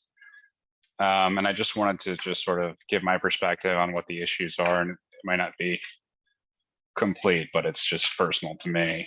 I think the issue is, I would echo what was said before about the issue, at least at drop off pickup times not being speed of the vehicles. It's more congestion and the fact that there's simply no place for pedestrians and bikes to be on the street, or there's not enough space. So as a cargo bike rider, I'm jammed between bikes on the left side as I'm heading to school. I'm sorry, cars on the left side as I'm heading to school. And then on the right side, there's the sidewalk that is larger than a normal sidewalk, but there are so many pedestrians, as we discussed, the 30%, that they are spilling over the edge. I mean, there'll literally be kids falling off the curb into the bike lane. And, just getting in my way and potentially, in the way of cars. And then as a biker, I'm left trying to sort of navigate this chaos. And it just strikes me that it's not an issue of speed. It's an issue of having dedicated space for bikers and pedestrians to safely travel to school. And the other issue, when we were discussing, who gets hit by, who was getting hit by cars and how fast are the cars going, I can't tell you that from a statistically significant perspective, but I can tell you that I biked to school one day and I was, maybe 15 seconds ahead of a kid who was crossing the sidewalk at Andy's and got hit by one of those cars going really slow. And so that incident was during school, and it was a kid trying to walk to school. And I think those are the people who are at risk. And I don't think there's a lot of kids in this neighborhood around, at least during the school day, when it's not busy. So those are my comments. And I think that, we should do whatever we can to get safe space dedicated for bikes and pedestrians to get to school. I don't know the best way to do that. I leave that to the experts, but if it's taking a few spots away from homeowners and they have to, park a block away, I think that's life. That's part of being a community. And if it's pushing into your yard a few feet, I think that's the city's right away. And, that's not really your yard. That's the city's right away. So that's my take. Thanks. Thank you. I'm just trying to keep time in mind here. We have some other agenda items coming up and trying to figure out where it's best to leave off here. I mean, I'm inclined to agree with Rafat's statement about needing to get input from the community on trade-offs and just even I don't know if anyone has counted just like what is the demand for parking there, and how much of an issue that is. I think it's certainly a tricky situation when you have a very wide right of way that people are probably feeling like is their yard, because it has effectively been their yard. And then so if there's talk about taking that away, that's going to ruffle some feathers.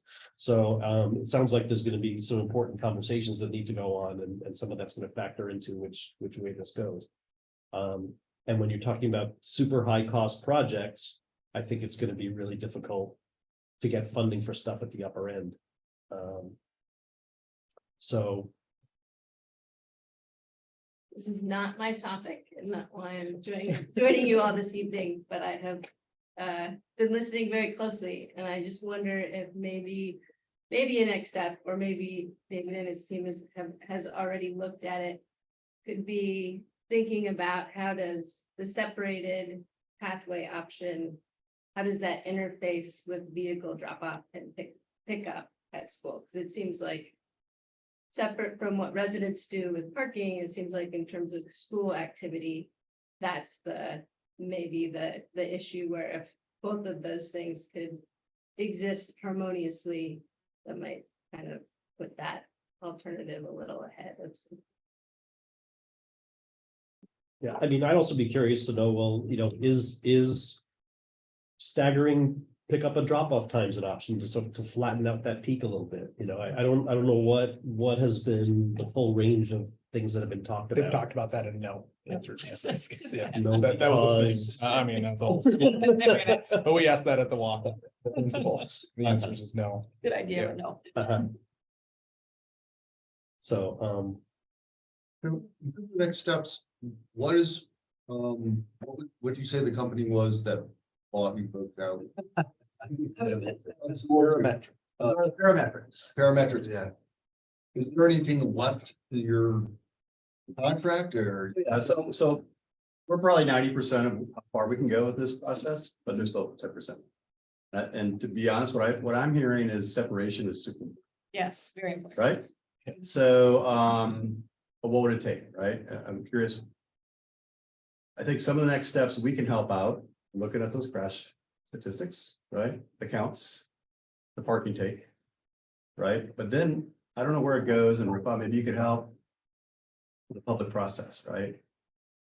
Because that's what the public should be interested in. Yeah, I think we need some overall direction. Yeah. If we're giving a clear direction to the town program of Safe Route to School, that, develop it one more tweak and separate the bikes from the pedestrians with an option. Maybe we can have one or two options. We can narrow the scope because it needs to narrow it down. We can't continue to talk about 4 different options. So if we narrow it down, at some point, the city will have to pick it up from town. And continue with the discussion, because, in my mind at least, and I haven't given it much thought, but in my mind, the Safe Route to School will be overwhelmed by a project like this. The resources, I mean, I don't know how would it rate countywide to spend $5 million from the Safe Route to School money into one project. Yeah, and put that in perspective, we're working with 65 schools. And current priority is in the schools that are underserved. So, I mean, we're getting the lion's share of that attention, and thanks to everyone. Don't say that, don't say that out loud. But I mean, we're getting a lot of attention and we really appreciate it.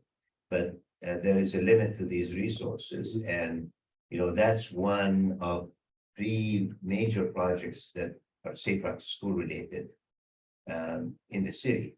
So I think that Fifth Avenue is going to have to be taken by the city at some point and matured into a fundable project eventually. I'm not concerned, seriously. I mean, I'm not concerned about the 5 million if we have the data to support it. And it could be that it's not 5 million.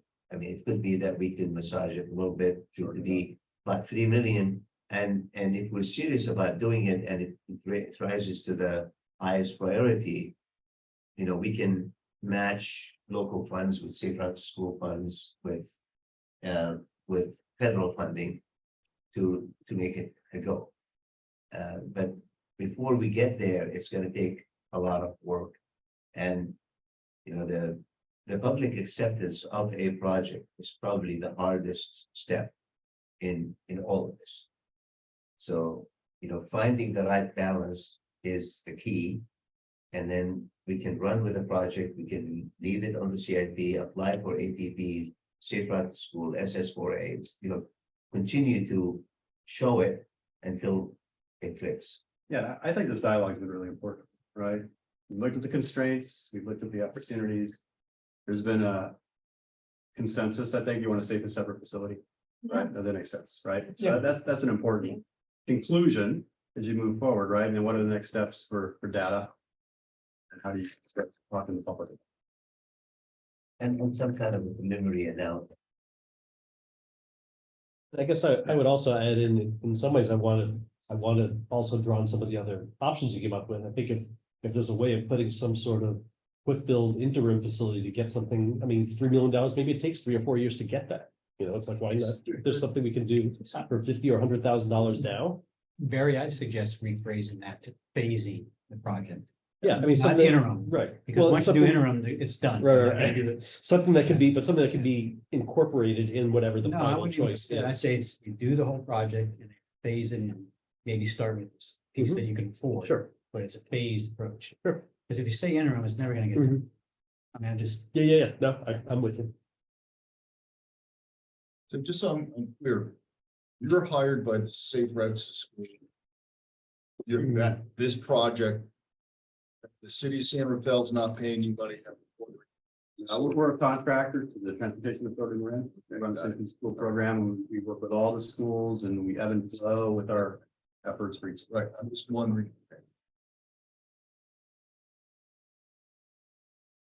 have we blown your dinner? No, I'm fine. Good talk. Yeah. Good agenda. So I guess the question is what, it sounds like getting out and having discussion in the community is important, and I don't know if that. It's something that's probably beyond your scope. Well, but I can don't make a know. suggestion. We heard from the Safe Routes School Task Force. We were hearing from you tonight. We'll look at the notes. There's some additional things we can come back with. Maybe you can, this can be a shorter topic at a future meeting. We talk about some of the next steps with the additional information, right?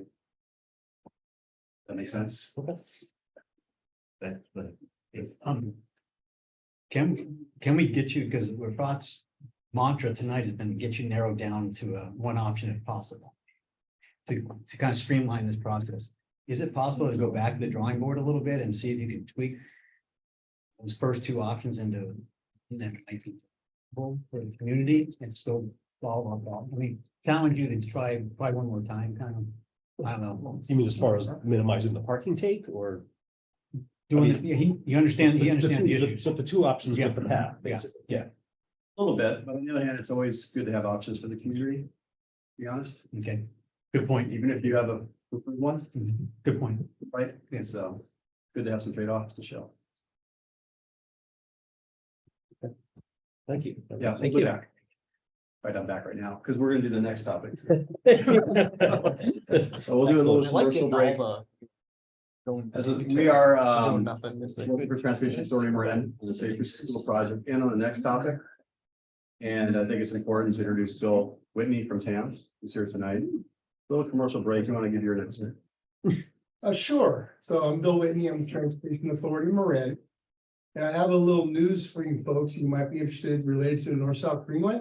It's a sidebar here.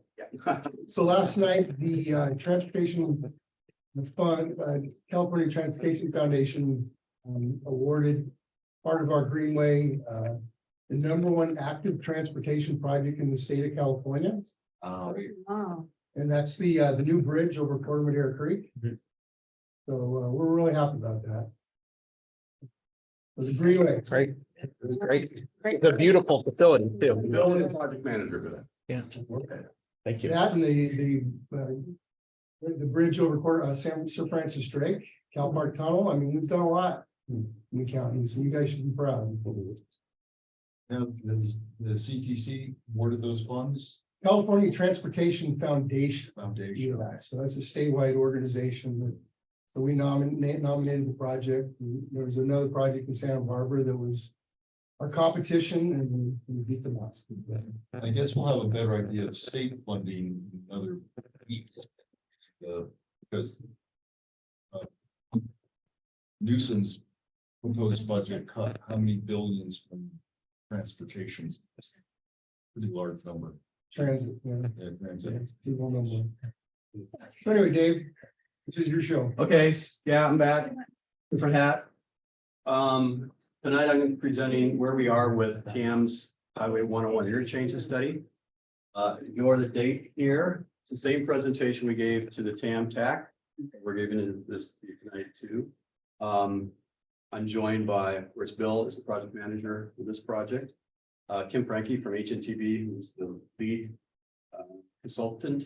the project is on the line, and so is Bree Adams, Parametrics. Is also doing a lot of work on this project. I'm gonna try to go through this one quicker than fifth.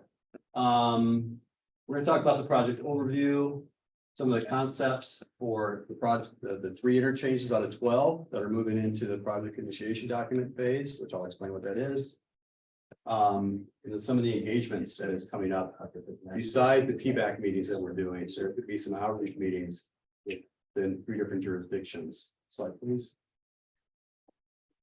Let's go on. All right. Let's move through this because this is. Let's hit this. Go through the tab. This is a different. This slide doesn't pertain to. Okay, I'll leave the project overview. Go back slide. Quick. Next slide.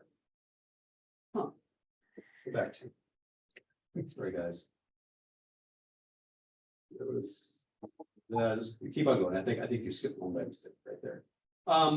Project overview. The study that was in the second phase of the study that was funded, is being funded by TAM's Measure AA half cents transportation sales tax.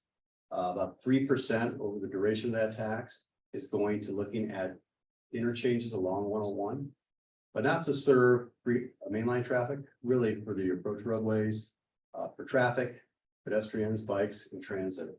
So the focus is to really look at these things, these interchanges, see what can be done. And $24 million is not a lot of money. It's really seed money to do some initial studies and plant the seed, leverage, and try to get additional funds to actually construct some projects. Next slide. This is what I was thinking about. Measure AA expenditure plan requested the mandated looking at 11 interchanges, but offered the opportunity to add one more to the mix. So we looked at 12 interchanges. The one that was added was Alameda Del Prado Nave Drive. There's about 30 interchanges along 101 in Marin, but these are the 12 that all have high traffic volumes, crash numbers, bike and ped demands, and transit use as well. So they were very important. Slide. Out of those 12, 3 rose to the top after developing potential and conceptual near and long-term solutions, and then being evaluated against 5 different goals, different performance criteria, and going through a big process with the communities, with the TAM board. 3 rose to the top. And the 3 that rose to the top are going through the project development phase now, and we're just getting into that for these 3. From south to north is Route 131 Tiburon Boulevard, East Blythedale Avenue. So that's the one between Mill Valley and Tiburon and Belvedere. To the south, it's right here. The middle interchange is Fraser Parkway, Civic Center Drive, and San Rafael. That's one we're mostly going to talk about tonight. That ranked number 1 of all 12 for a number of reasons.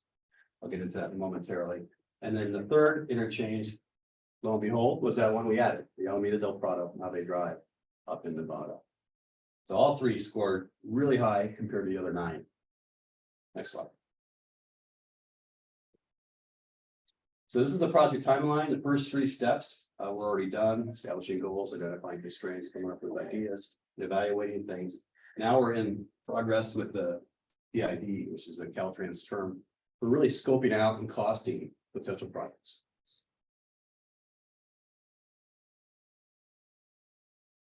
So as I mentioned before, these are the things we're trying to do.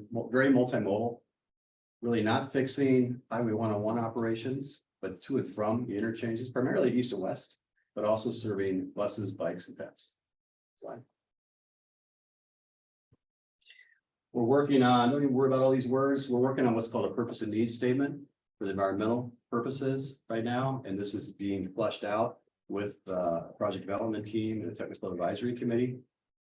So I'm not going to spend any time on that. Next slide.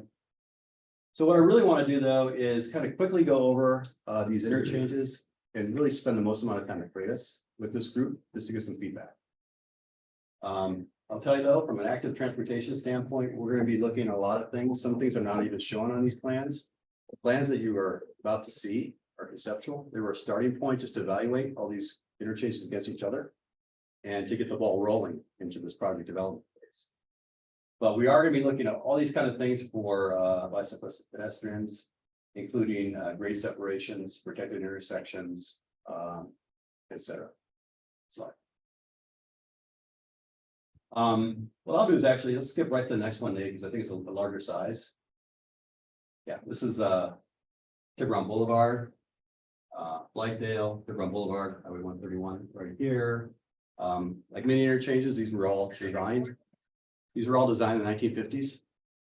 Built in the early 60s. This was a full clover leaf with 4 clovers at one point in time. You can see the remnants of that. It includes really high-speed ramps on the diagonals that you have today. Loop ramps that are also fast. This is an interchange where to catch a bus over here, you actually have to cross an off ramp. With cars going 60 miles an hour. Same thing over here, kind of crazy. But, and there's not bike lanes across this, right? There's sidewalks only on the north side. So you can see in the blue, some of the ideas that have been conceptualized for pedestrians, including under crossings, sidewalk gap closures, widening paths. And in the green, some separated bikeways that are potential. Mill Valley, by the way, just completed a project from Power Drive and Kipling to the west to put in class 2 bikeways and some buffer bike lanes as well. The state, which owns Tiburon Boulevard, is looking at providing class 4 bike lanes in both directions on 131 all the way down to Blackie's pasture. So this could provide a gap. This could fill that. So these are just some initial ideas. It also includes relocating bus stops. So the bus stops possibly off the main line, serving connections between Golden Gate and Ring Transit better. And maybe some grade separations. So we're open to that, those ideas. This is just a starting point. Okay, so this is one of the interchanges. We skip up. Next slide. Skip this one. Let's go to Alameda Del Prado. We'll come back. One more, Nate. To the north in Nevada, there's a very peculiar looking interchange called Alameda Del Prado Nave Drive. This is Nave Drive over here. It's the Alameda Del Prado. We spent a lot of time scratching our head, looking at this interchange, these hook off ramps and on ramps, look at the crashes and the tight intersections. And everyone was thinking we need to rebuild this thing. It was so weird, right? It's look at the highway design manual. You can't find an interchange that meets this configuration. So we thought it should have been like regular diamond. We looked at that, reconfigured the whole thing. And you know what? It turned out just by retrofitting the interchange as it currently is, you get 95% of the way there. If you instead of restoring the whole interchange. Is there some wasted space? There's some extra pavement on the overcrossing that could be dedicated to a 12-foot two-way multi-use path. Perhaps we signalize the intersection instead of these free movements that are going right across. Some green blocks, bikes are supposed to see it far, and so on. Perhaps looking at some roundabouts. There's a parking right here. We want to serve a little bit better. There's also a very popular bike path that comes up here into this point. We want to interface there a little bit better. So we have our work cut out for us. There's some folks that propose, hey, let's bring this bikeway through here underneath here, like Portosuelo path off by Lincoln. Some of those ideas. So those are things we want to hear more about as we progress with these projects. Now we're going to go back 2 slides and talk about. Let's go to the next slide there. This is this one's perfect. So this is 101. This is Freitas Parkway. This is Civic Center Drive and Redwood Highway here. And you can see we have a lot of ideas here. So we're just getting started. They include things such as providing a couple of roundabouts at this interchange. This intersection right here is one of the highest crash locations in Marin. Surprisingly. And it's the off-ramp, southbound off-ramp in Del Presidio Boulevard by Northgate. A lot of complications going on there with how the signal phasing works and movements that are not allowed. Types of crashes that are occurring are raw size and whatnot. There's also some funky movements. You can't make a left turn here. You have to come around. There's a lot of traffic circulation going on through this area. By the way, Caltrans is currently designing a roundabout at this location, which will include relocating. This is Civic Center Drive in Redwood at Freitas. That weird 5-legged intersection. Yeah. There's a bus stop down here. Civic Center is down here. Yeah. There's the bus stop right here that if you ever walk out to, it takes 10 minutes to get there. It's a long. And you have to cross a ramp, and that's gonna be relocated as well up to here. So buses will come up, go around the roundabout, you get back on to the highway. That is already in the queue. And so we're trying to pivot off ideas like that. As I said, we're a couple ideas, we're roundabouts, we're also gonna be looking at regular intersections here, and protected bike lanes, protected intersections. We noticed that Freitas Parkway itself is just a super wide street, big wide outside lanes, which is terrible, but it's a great opportunity, right? It's so wide that we can do a lot of stuff there. We're excited about that, so we're showing like the class 4 bike lanes in each direction. Perhaps there's some multi-use paths like showing the blue, relocating bus stops, a lot of different ideas. And we also noticed that similar to Alameda Del Prado, the Manatee Freitas Bridge is wider than it needs to be. And there's an opportunity perhaps to widen that sidewalk that's skinny out there to the south a little bit for bicyclists and pedestrians. So we've already heard some feedback. Well, gee, if you do that, that's great, but you still have this crossing right here. So what can you do about that? So we're gonna be looking at different ideas such as those. This is just a starting point. I do have to mention that for these interchanges, the improvements can vary between $60 and $100 million for interchange. So we want to be clever and figure out how to potentially phase some of these improvements in over time. And I don't think any of these interchanges will be rebuilt all at once. I think they will be staged. So we want to, think about how to do that and develop, working with the community and with Caltrans. These documents that help us get to the next. Let's go up. Let's kind of conclude, and we can open up to questions, and Bill and Tim and others who are on the line could probably help me with those. Keep going. So a little bit about the process. This project initiation document that I'm talking about will be one document that's going to be for all 3 interchanges. We've been able to work with the state and do that. It's kind of a unique approach. It allows us to streamline things, but again, it's required for us to really get this thing in the hopper in the Caltrans system. And here's some of the key components shown on the right that are going to be part of the pit. Slide. I'm going to test you guys on this flow chart later. Let's skip that. Schedule. We have our work cut out for us. We're right here, right now. We are starting to develop that purpose need further, do some refinements. And this is where we're going to be starting doing some open houses and public workshops later this month, actually. So you guys are getting a sneak peek. We're initially talking to the PBACs, with the pedestrian bicycle committees to get feedback and also have you help us get the word out. Slide. So yeah, our outreach objectives are really just to get some feedback, tell people what we're doing, discuss exactly the same things I did today. Next. And we're doing with a lot of different outreach components. We're talking to feedbacks, like I said tonight. We'll be doing the public workshops. This will be going on for about another year. So there'll be a lot of times to get engaged. I think that's about it. Let's go. Hear about the tax gains. We're also working with the executive committee, back to them. And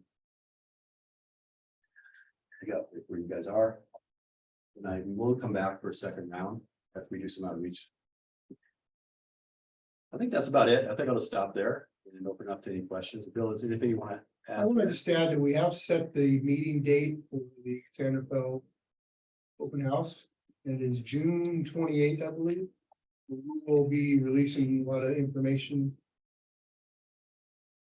Save that date if you'd like to learn more. Where's the meeting? It's up in Terra Linda. That would make sense. Yeah, I would. I'm not sure the exact location. Is it the community center? I believe it is. Oh, it's Kim, if you're online, do you have the location for that?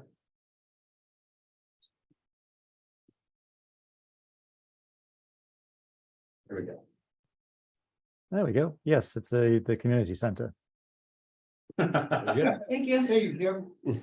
And is it the 28th? You said you believe it's. Kim, is it the 28th? Let me just confirm. I don't. They I've had that are. open.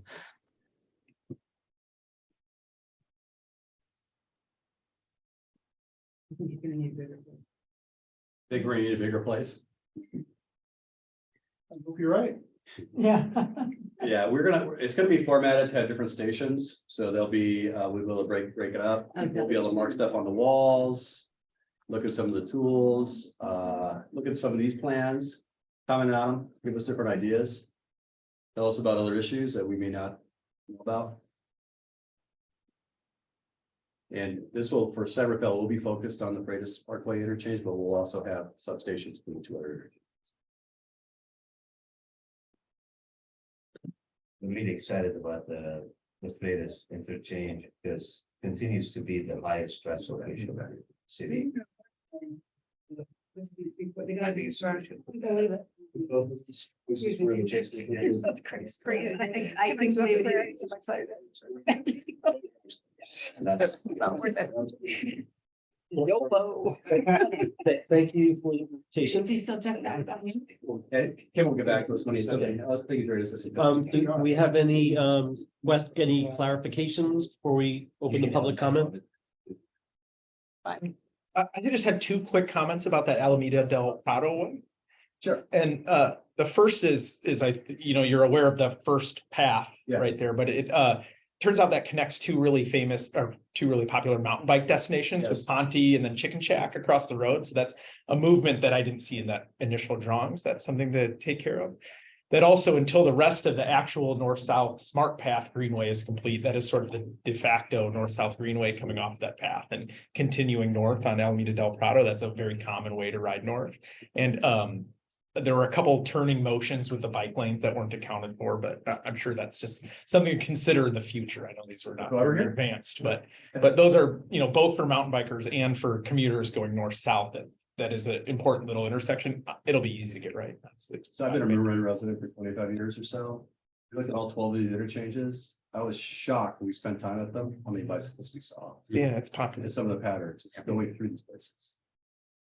That's amazing. It's good. I just want to say in terms of process, I wish we had gotten this one first, this presentation first, because the 60 to 100 million dollars would make 5 million. It's just like chump change. Like, oh, yeah. Can we vote to skip this and do the whole rest of our plan instead? Knock that one right. Okay, well, do we have any, any comments from members of the public? We have one here. Intersection yet is an already done deal and the other ones aren't. Well, that's a good question. Wait, let me finish. To add to that, obviously somebody is not paying attention to the one they already have sitting by the civic center where the farmer's market is and Oh, where right. the fairs, because that's a nightmare. Why is it a nightmare? Because people don't understand roundabouts. Yeah, but they're gonna learn, But how long are you gonna give them to learn? It's already been there for a couple of years. a generation. It takes a. Well, that's not okay, because you just watch. Go to Europe. Yeah. This is not Europe. Where do we I've never had a want- friend where who do we- got a lot. Hey, Rafa, do you remember the origin of this? Initially, Caltrans was looking at this from an MEA perspective. And it was gonna be, they were just gonna put a signal in or do some other enhancements. The city, to their credit, said, "Well, maybe we should be looking at a roundabout here, right?" Well, it is not just the city, there's a policy within. Yeah, Caltrans, right. Place intersection Control of that. control evaluation. And, every time Caltrans, before they build another signal to add to their existing 3,000 signals, they need to consider it because signals are, if you think about it in the long term, are more expensive than roundabout.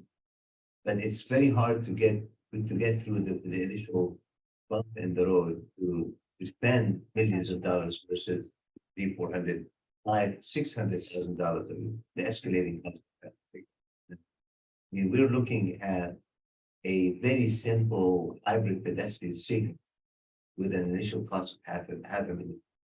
Don't they take into account greenhouse gas?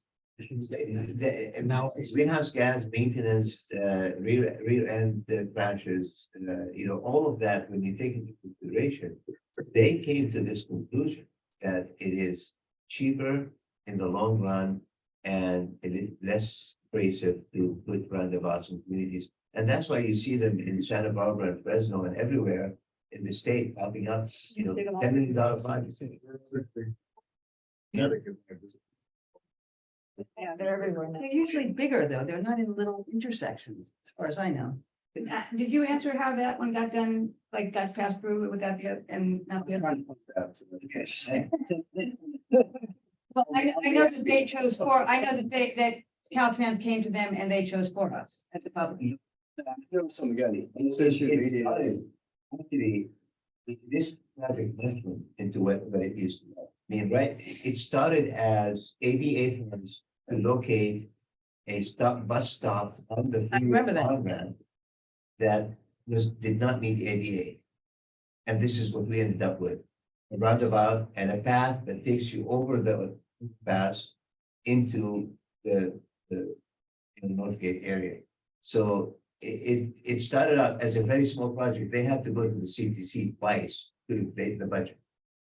And I think they're doing it without telling us now because they don't want to have any more scrutiny.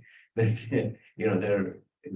going to be a nice roundabout and it works. We perfected it over about a year of design back and forth, and we're adding. Well, wouldn't it be nice that you actually won't be here to see all that happen, huh? Yeah. Hopefully you'll come back and visit. Yeah. Thank you. Gonna call Kate Powers. Hi, I'll be quick. Dave, my concern is the speed in which people come off of the northbound exit. There is no stop sign. And so the speed limit on the highway there goes from 55 to 65 right before you get to Terra Linda. Coming off of that exit, it's hard even for people who are trying to slow down enough to make that curve at 35 miles per hour. And so I just think that the project needs to consider the whole area and what the speeds that there is still no slowing down or lengthening of the exit and planned with the Caltrans roundabout on the Civic Center Drive side of the highway. I think people still go 35, 40 miles an hour as they're rounding that curve. And so to get into the other two roundabouts, they're going to have to significantly decrease speed. To me, that is where there needs to be some focus. Thank you. Or no roundabout. She's right. We discussed this a year and a half ago, right?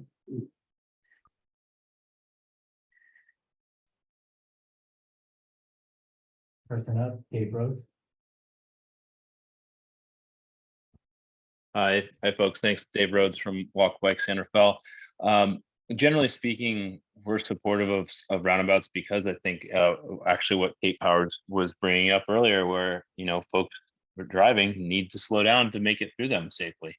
So that's the intention. They slow drivers down, which is safer for everybody, even if you're another driver. So I think that's a good thing for everybody using the roads. We'll have to study this a little bit more. It's the first time seeing the plans this evening. So thank you. I also suggest to the project team to reach out to the neighborhood associations nearby. We've been in touch with them for a few different projects in the area. And I know Santa Venetia has one. And then Terra Linda certainly has probably several.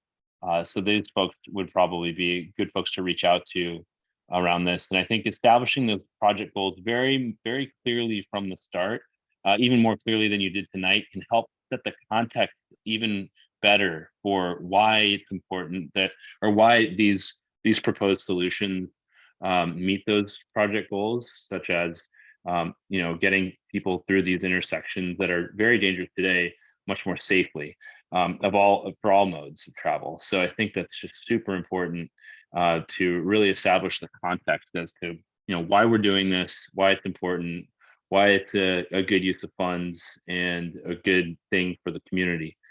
I think that's probably it for us for now. We'll have to really review things a little bit further, but you know, generally speaking, I think that the idea of using some extra real estate on the bridge for a multi-use path is a good thing. Yeah, we'll have to kind of see how things go. Thank you. Now, I'll just add a couple of things real quick. On TAM's website, there's really comprehensive studies for each of the 12 interchanges. And they're really laid out well.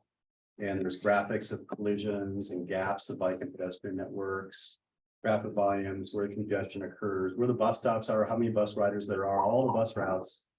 So there's one for all the interchanges, including 3 interchanges in Silver Bell. And we're going to be pulling excerpts of those for the open house. So I think that was great. Those are great comments. So we want to set the context about why. Right. So we'll be doing that. Tim can show up. Kim, if you're still there, we're looking to confirm the date. All right, yes, I'm still here. Good, good evening.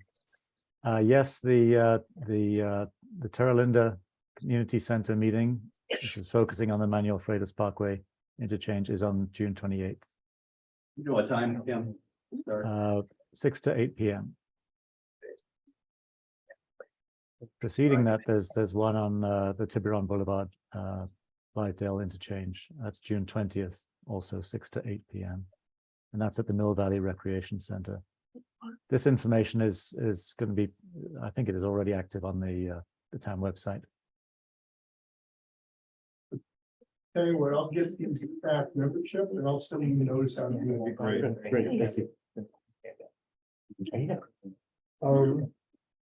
Guess we have one more hand up. Hello, hi, my name is Sunny Lee. I cannot, I didn't catch the presenter for this 3 freeway exit ramp. Is it Mr. Parsini? Sure. Yes. Yeah. Okay, so I couldn't see your face or name or anything watching from Zoom, so I apologize. I didn't catch you who was presenting because it's behind the conference room. I have spoken about this roundabout. I loved roundabouts in Culver City as a residential area. It definitely slows down the traffic. It moves the traffic without stopping. There's a good pointers there. I mentioned this Pedestrian Parkway roundabout right off the Redwood Highway. You cannot see the roundabout coming up when you're exiting. One of the key components of a successful safe roundabout is drivers has to be able to see it's coming up in ahead of your route. And also this is an off ramp going up here, and the roundabout is a totally blind sight. You cannot see it. I cannot agree more than what K-Power has spoken about it. This really needs a thorough study on this area, and removing 2-lane southbound on Redwood Highway, becoming 1 lane, and the vehicles merging into the roundabout immediately after exiting, going northbound 101, the drivers will be very confused how to merge in briefly on the circle, ever so briefly, then making a basically U-turn.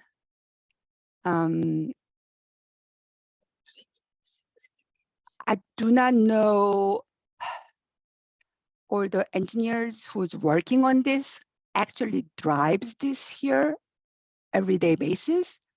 And then also Commissioner Silvan is absent today, who supposedly representing District 4, Terra Linda area.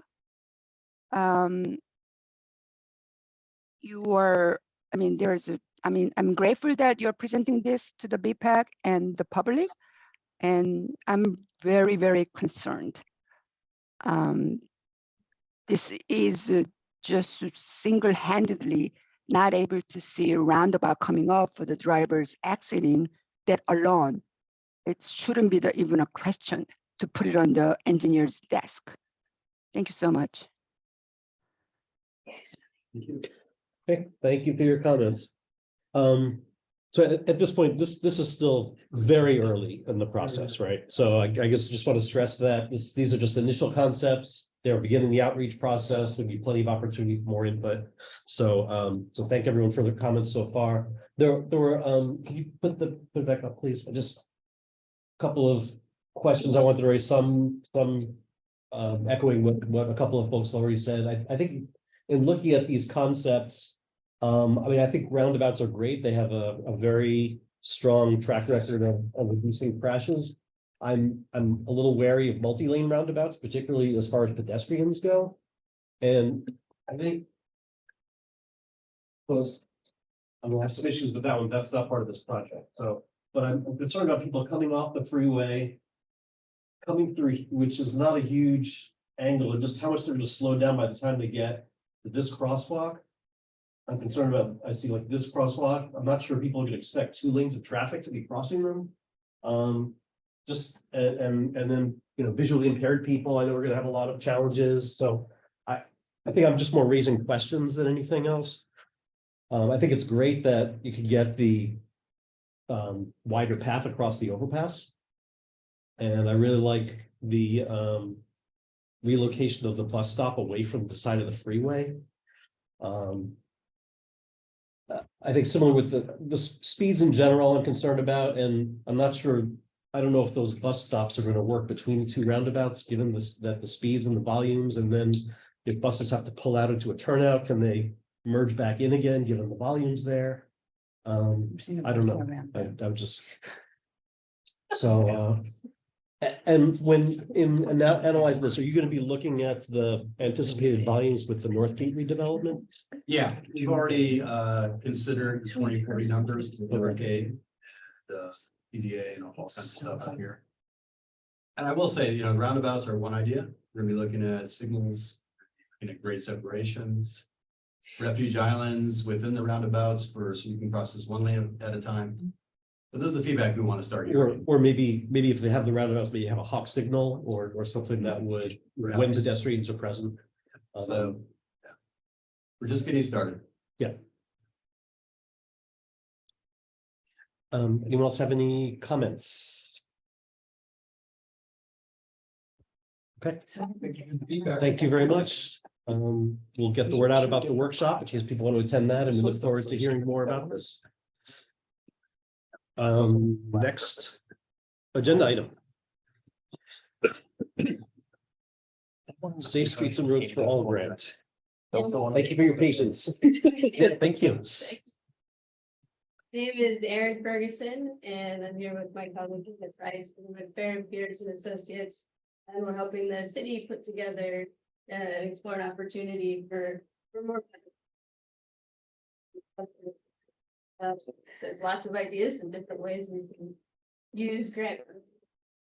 So this is, I'll give a bit of a note about what the Safe Street from is. Whatever discussion you all still have to have. Okay. So big picture, we have had more federal funding become available for lots of different types of transportation projects and infrastructure. A part of that is has been $5 billion set aside for safety improvements. And so what's unique about the Safe Streets and Roads for All funding, it's federal money that flows directly to local and has an opportunity to flow directly to local and regional agencies. So some other federal dollars have to flow through a state. organization. This is specifically for local and regional agencies to pursue funding. Last year was the first kind of round of opportunity to apply for grant funding. And so now we're in the second year of the program. To do about $1 billion of funding per year for 5 years is what's currently happening. There's two types of grant application opportunities. One is money for planning and demonstration projects or efforts. And then the second is implementation. So things that get further into final design, PSC, and actual. Those are the two different types of grants. This is grant money we're talking about, not low interest loans. This is grant money, yes.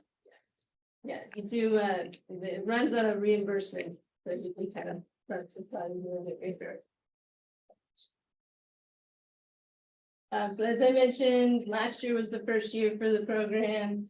About 800 million was awarded to a little more than 500 projects. In the first two cycles of this grant program, there's a huge emphasis on handing out lots of money for the planning demonstration grant application. So that's everybody last year who applied for planning money got it. They even had more planning money that they could have handed out, but didn't, because they didn't get enough applications for the planning category. And so that extra several millions of dollars rolled into the second. So lots of planning money still out there in the second year.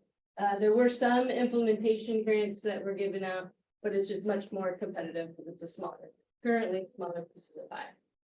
The idea behind the program, big picture, is that they want to encourage local and regional agencies to have what they call comprehensive safety action plans. And there are criteria that they outline in terms of what it means to meet the requirements of having a comprehensive safety action plan.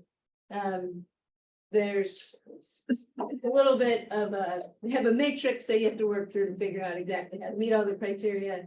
But the intent behind it is to really encourage agencies to be thinking holistically about road safety. So using the planning funds to think about where are priority locations, what are systemic issues, things that we know are problems, even if we haven't seen collisions at those locations, but systemically are unsafe and it's only a matter of time type of a situation. It encourages thorough community engagement. So groups like yourselves, as well as the general public, schools, things of that nature. It also really encourages thinking about strategies and improvements that go beyond engineering infrastructure. So what are the policies? What are the programs? What opportunities are there from a law enforcement coordination perspective? Kind of those types of multidisciplinary lens that goes beyond just the engineering pieces. So again, kind of the purpose is we think about it in your all's context, is recognizing that there are opportunities. We know there's been previous safety planning at a kind of countywide or regional scale. There are opportunities here within San Rafael to understand at a more local level what are kind of the priorities, thinking about from a kind of planning perspective, identifying not only locations and projects, or maybe kind of toolboxes of the types of treatments the community is supportive of, excited to see put into place, but also thinking about that local level multidisciplinary coordination and what are kind of the policies and opportunities. I think someone in one of the earlier topics, I forget which one, mentioned an upcoming repaving project. So are there opportunities to think about those types of maintenance things that are happening in a way to think about what are kind of the multimodal safety improvements that can be naturally integrated into those recurring opportunities. That's kind of all feeds into some of the purpose behind the planning money, help identify projects, help take projects and position them for essentially an opportunity for grant funding that can help with construction. Next slide. So this would, again, kind of looking back at the previous safety planning efforts that have been done, looking forward with this kind of a grant opportunity, it would be updating locally based collision data analysis, identifying corridors, priority projects, and thinking about kind of those multidisciplinary improvements. And kind of for the context of this committee, doing that in a venue that integrates walking, biking, and active transportation right alongside with the safety considerations. And so kind of using the opportunity to create a comprehensive safety action plan that meets those criteria and do it in a way that's considering that. Next slide. And that could be an opportunity to do both the safety action plan update and kind of expand pieces of that scope to also look at updating your local bicycle and pedestrian master plan. And so giving kind of one cohesive look at what are the multimodal safety priorities and opportunities to enhance existing bicycle and pedestrian networks, and do so in a way that improves and considers multimodal safety, both in terms of those engineering projects, but also kind of supplemental or supportive policies and programs and things of that nature. That's our last. Oh wait, one thing. So again, kind of how do these things come together in this grant funding kind of opportunity? It's a chance to use essentially the planning grant money that's out there and available to pull together a comprehensive safety action plan, kind of their language that meets their requirements, but do so while also thinking about existing and future expansion and improvement for biking and walking in San Rafael. And in doing that, you become eligible for implementation dollars under the Safe Streets and Roads for All kind of future funding programs. Excuse me, you'd also meet state level requirements for Caltrans has requirements for all communities to have local road safety plans for their safety dollars that they hand out. And then be positioned for future active transportation program funding as well. That comes down to the state. So kind of one kind of larger planning effort that checks a whole bunch of boxes in terms of being ready and positioned for grant funding that can help with.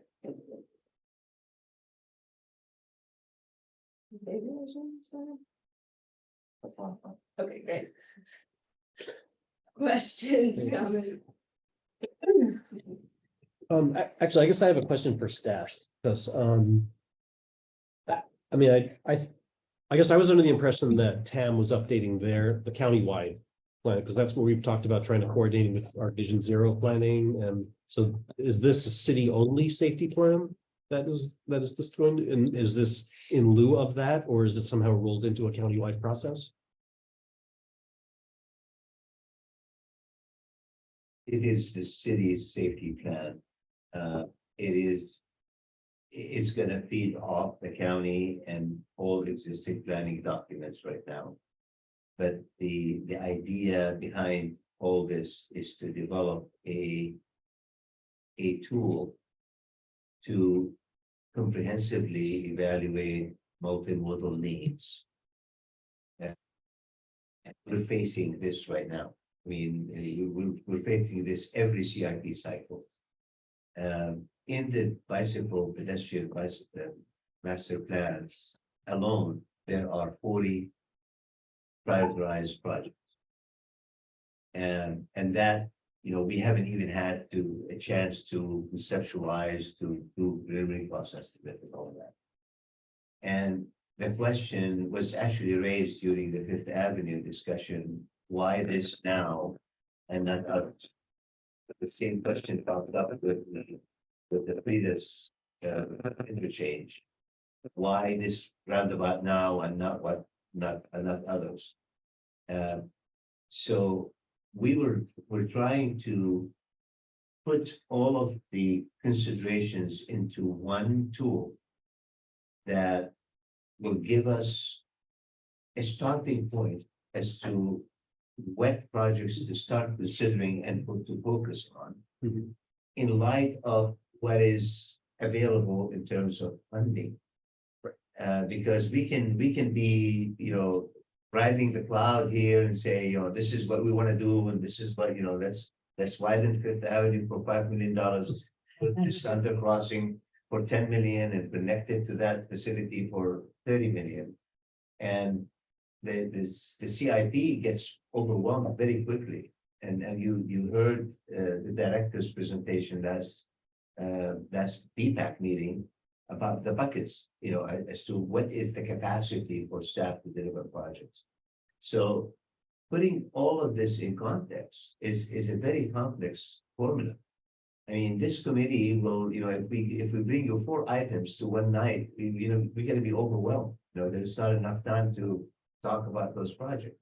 So when you do it citywide and for multiple years planning, it's an overwhelm. So putting this, like what Aaron's saying, like putting the safety, putting the multimodal goals, putting the urgent goals, putting like liability goals, preventing the protecting the city from liability, and combining it with maintenance and including other programs is actually Vision Zero. It goes back to the whole mentality of that we're approaching the problem from a comprehensive look.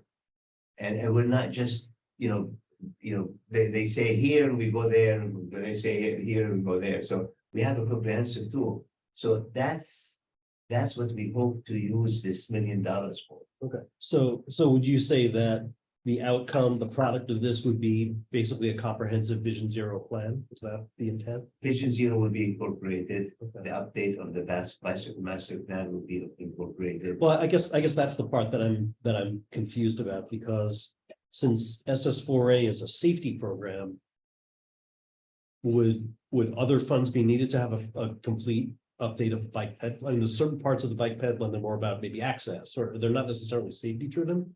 So are there other parts that are not going to come under this umbrella? I think this is what I'm envisioning, Aaron, In response to that, there's flexibility to expand the scope of the comprehensive safety action plan to include considerations for access, activity, comfort, level of traffic stress, those types of elements that we often see in an active transportation plan. But the grant program identifies as kind of the minimum criteria of what it means to be a comprehensive safety action plan. It doesn't say that you have to stop. Okay, I just didn't know how that would affect the competitiveness of the application, throwing other elements. Yeah. Hi, Aaron. Thank you for the presentation and thanks for being here too. I'd like to just give a couple of my observations, a couple of my concerns, and then my guess is you will have some experience that will ameliorate my concerns. But, I would say generally in the city, when you're dealing with city council and our city council members, they take their knowledge of the bicycle and pedestrian master plan, and they treat that seriously. So like whenever anything gets done, it's like, yes, we're working towards our bicycle and pedestrian master plan. Yes, we keep doing towards our plan. And I don't think they really are in the weeds to know the details and how quick we're doing and what, but it's like the plan is what we're putting forward. Like, this is what we're doing. And that's my experience of like how the city works. My concern, so I would say it's an important document, I guess, like in the city now, it's an important document. My concern is that when it's blended into all of this, it gets cheapened, which might not be true. That's a concern, that now it's one of our many projects. And yes, you want $5 million for here, but we prioritize $100 million for this interchange here. And, the charter of this committee is to advocate for bicycles and pedestrians. Maybe other modes of transit, but not for other things. And so my worry is that doing a plan like this, rather than, like, we have a pretty great bicycle and pedestrian plan. And Barry and I spent this last month, there's a tracking progress section in it, sort of where we should be at different times. And in some places of that tracking progress, we'll share that with everyone sometime. But my analysis is in some places we've greatly exceeded stuff. We have some like really awesome projects, like they've delivered some big projects. And in the other, it's kind of like half. So half we've really done. And then the other half is, some of the planning related things we've fallen back on. We just haven't addressed, and so I'm not saying what's more important. I'd say the big projects are most important, but there's these other things that we just have not addressed. And so I say we have a good plan, and I like having that plan, and I like having these guideposts, and I'd like to follow those guideposts. And I worry it would just get lost. And, so then when we're saying something to city council, they'll say like, well, it wasn't prioritized, the priority is below something, and that we would sort of lose some influence. And I'm curious, like your experience in doing these plans and how cities operate, how that would work here. And Rafa's in advance too. Yeah, no, I appreciate the question and the thought process, and definitely understand the concern. I think as local decision makers, I think it's an industry like we've had many years now to understand bicycle and pedestrian master plans or active transportation plans and the values they can be as a tool in terms of thinking about what happens when a new development project pops up. Like, well, what's the developer on the hook for in terms of active transportation improvements based on what's on the plan, or what's our priority ATP funding, opportunities are coming up. I don't see this as taking that away. I think that there's still an opportunity to create those same tools, having this is our preferred bicycle network. Here's, here are the ways in which we are going to implement and build out that network moving forward. That kind of work would still be happening. That kind of what's the product that is going to be most useful as an outcome for city council, for you all as a committee, in your role in being good stewards of the active transportation improvements that happen in the city. I think there's plenty of flexibility in the products that get produced out of this process to still provide those tools for progress tracking and so forth.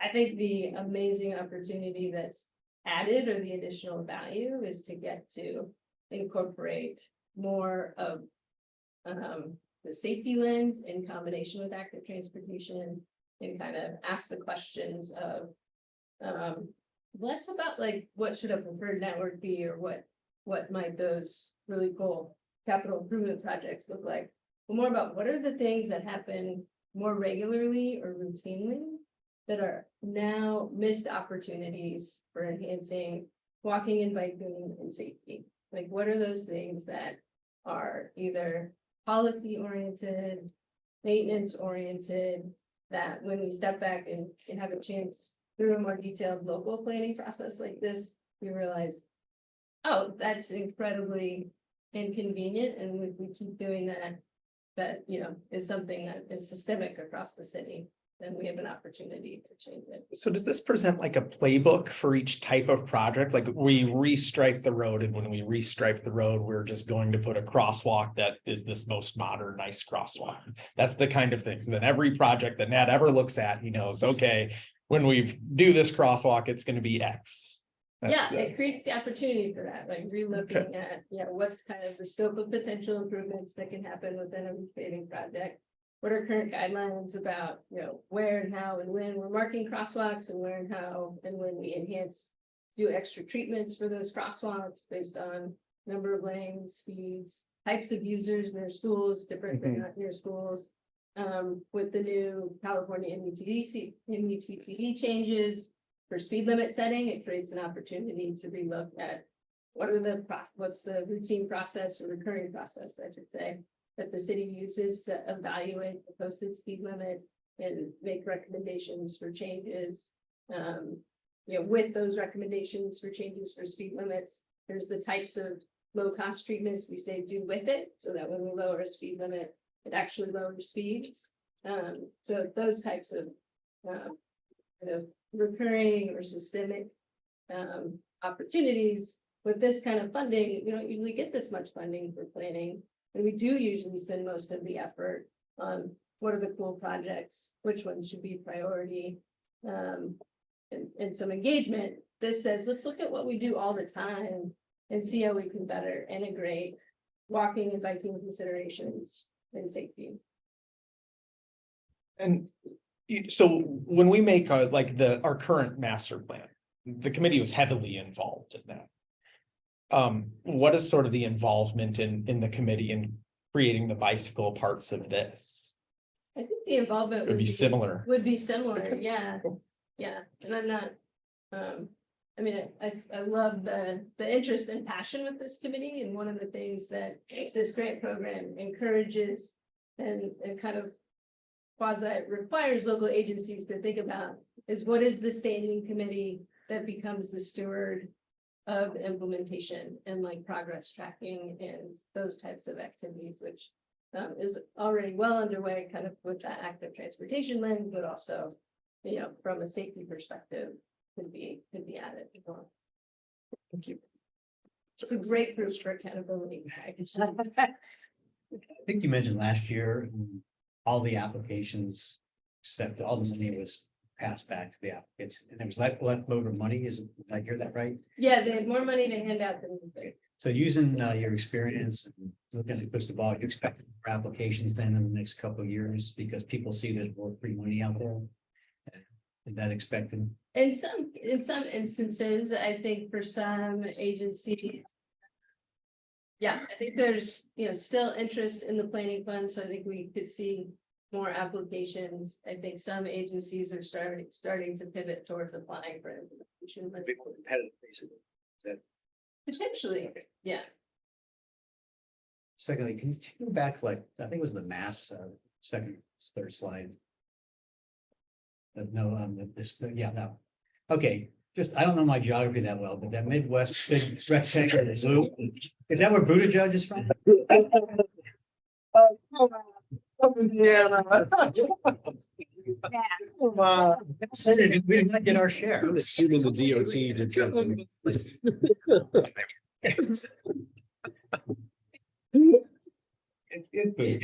Must have been the DOT. Buttigieg. Pete Buttigieg just by the G in Chicago. That's where he's from. There has to be an error.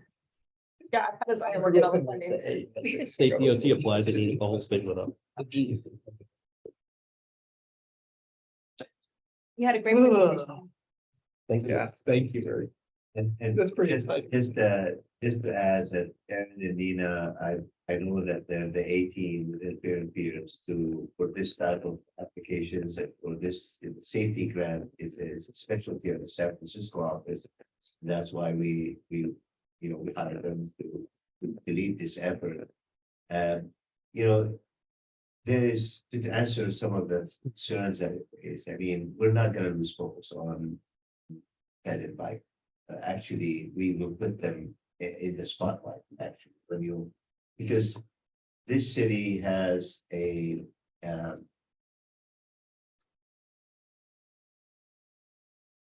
I don't know how to describe it, but it's a pretty bad safety record when it comes to pedestrians and bicycles. Yep. So, that statistically compared to 105 similar cities, we take the number 2 spot, and we've been holding to that number 2 spot in the worst city. Yeah. So, if anything, when you combine safety statistics with ped and bike, you will actually bring them up and put the spotlights on them and make them. And what the key thing that Aaron said is that this is $1 million worth of planning effort. It's a comprehensive planning. Maybe the general plan didn't cost $1 million. So it's a comprehensive planning transportation, very probing, very, very comprehensive. And, you know, what would that do is make us eligible and more competitive in getting more state and federal funds. Because this thing, you know, it's an over 100-year city that we're in. And the infrastructure is failing, you know, we were discovering multimodal after 100 years and trying to slap it on existing, you know, footprint that we, you know, already taken. So it's a major challenge, and without outside funding, very strong outside funding, we will not be achieving those goals that we keep preparing one bicycle plan after the other with 40 in the queue with no money to do anything. So I think this is a very strategic move, combining safety with all multimodal, and I think it'll get us somewhere. And I'm really looking forward to that, developing that comprehensive tool that I can, with clarity and confidence, I can tell the elected officials, this is what we need to focus on. So I'm convinced it sounds like a good idea and it's our plan A. Yeah. You know, last month we heard in the CIP, there was some small amount of money for the master plan update. Is that that's our plan B? Is that, you know, April said there was like 50K or something in the budget. Actually, I for think it's about $200,000. Okay. Or maybe less, but about $200,000 that we plan to use as seed money for this, because we need to pay 20% of this. Got it. So this is our plan A. So we're hoping we. And hopefully we'll get Based it. on that presentation, we're good. So we're great. Okay. And if we get the grant, we can be, you know, we can get creative.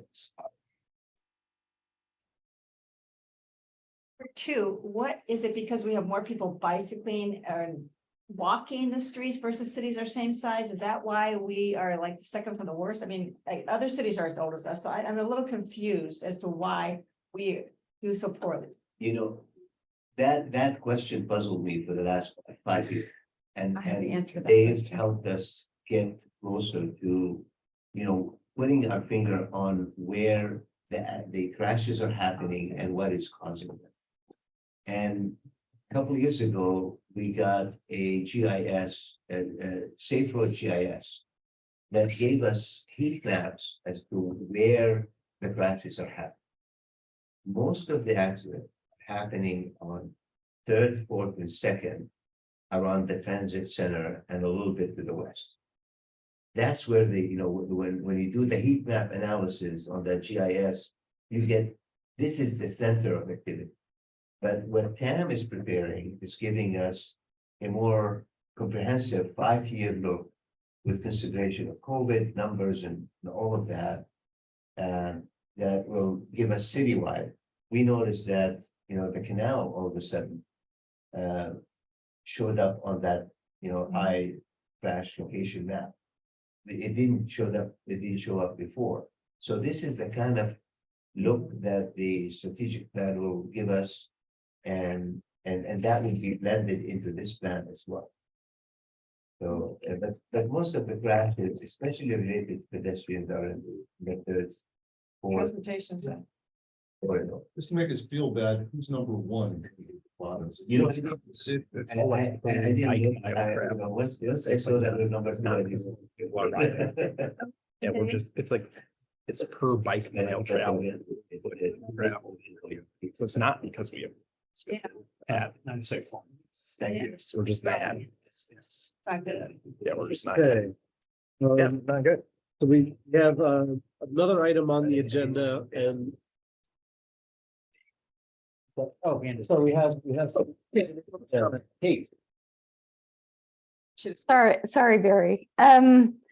Quickly, I was wondering how the MTC's Plan Bay Area 2050 transportation strategy on regional Vision Zero fits into this, and whether if this is part of those dollars.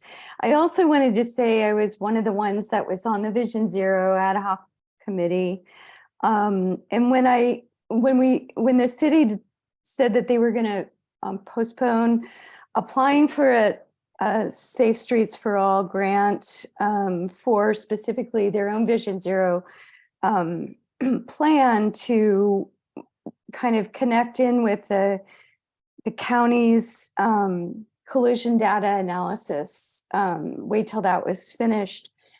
I kind of got disappointed because I think I think that this work is good, that you base it on, you know, where are the hot spots, but that's all based on historical information. And the thing that excited me about Vision Zero is that it was more comprehensive in including also looking forward and figuring out, you know, with all of the housing element updates, there's a lot of development that will be happening, not only in downtown, but up at Northgate and other areas around town, including the canal. How does the community development department and planning and, you know, for project planning for development be part of, get included in this? And then also community planning, and then we talked about enforcement, things like that. I think that's really important. The transit center is going to be rebuilt downtown. There's some really huge development projects that are happening.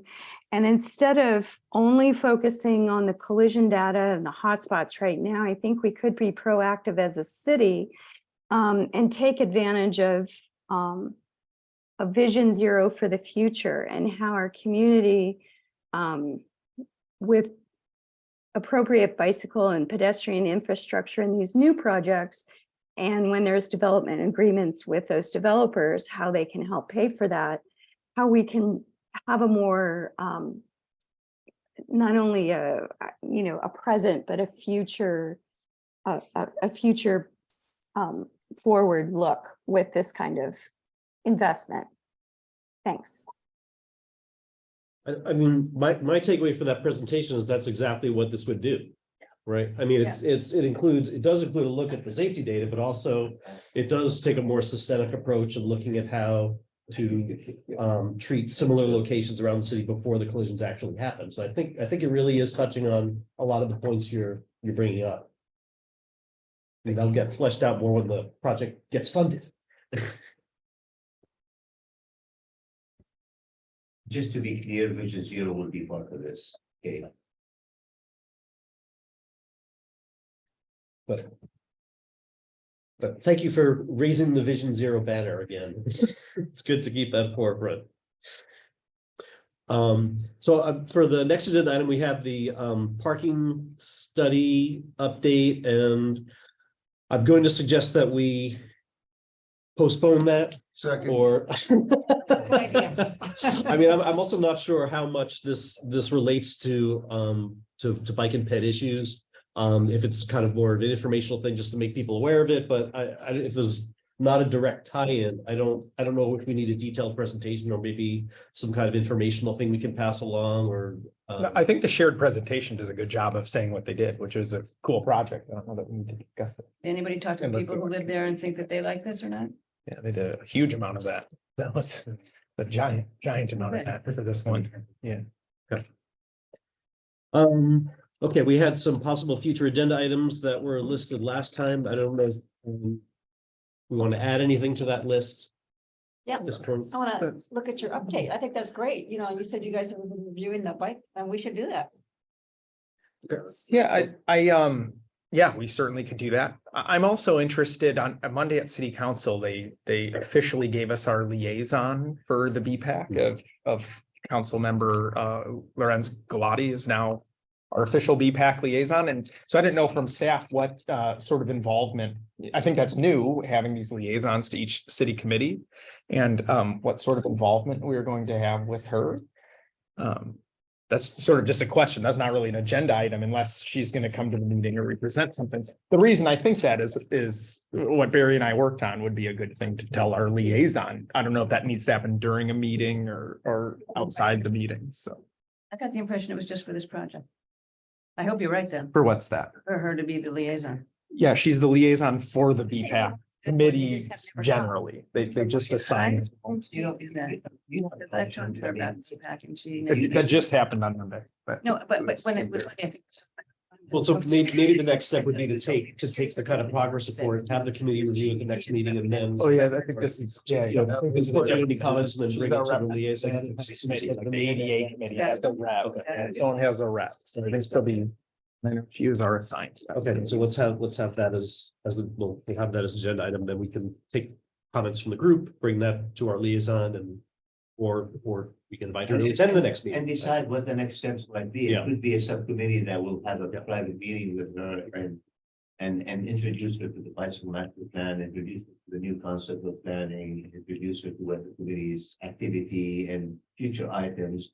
And leave it up to her whether she wants to participate in future activities or if she wants to get regular updates. I mean, every person has their own style on how they want to work. As long as it doesn't violate the Brown Act. There's No. So to be clear, I was talking a little bit for that. We're gonna give our presentation. We're going to present We'll present what we the to the group to get feedback Yeah. from the group, and then after that, take it. You know, Okay, if it's okay with everyone, I'd keep it sort of informal, just the spreadsheet we have, and we'll just put up the spreadsheet. we could study about it and say, bring peer and peers into the, and the event. Okay. Into the mix. And Yeah, I also wrote. We don't normally meet this long. I'll say for the committee, my goal was to sort of assess that where we were at, what we've done well on, what we haven't done well with, and then some suggestions for city council for how to do better. And so, maybe we'll come to this and be like, okay, we need, I hope city council could give more resources for a planner. Needs more, more support here or there. That would sort of be my goal. So. Okay. I sent you guys what we've done, so that spreadsheet. We can start with that. I think we're done, unless anyone has anything else. I'm gonna. We got a public comment here. big thank you for all of the people who wrote letters for the earmark project. I think we broke the record of some sort. We got 14 letters of support in a couple of weeks. So thanks to all of the people who wrote the letters in a very short time period. So it looks like we're gonna get the funds. So it looks looking very good. Great. Is what I'm hearing. That's right. Very exciting. Deepak wrote a letter for that. Thank you. We wrote a letter. We have one final comment from the virtual world. Thank you. Thank you so much. This is Sunny Lee. I have a request for the meeting minutes that, I didn't get to able to attend the meeting at the beginning. Meeting minutes of a public expression has a no mention of anybody spoken about multiple things in previous meetings. I don't know how long it's been eliminated, basically saying committee accepted public comments, and that's all there's written. I personally, this is basically going opposite of what public expression is about. So I hope this has to be discussed to have a public's attending and expressing their concerns, and it should be mentioned in the meeting minutes every time you have a meetings. And also agenda items, it could be more elaborated when they put it up, so public could actually look at it and maybe have more information before attend the meeting. That would be great. Thank you so much. Thank you. Okay, with that, Great, thank you. the meeting is over. Thank you all. Appreciate everyone hanging in there.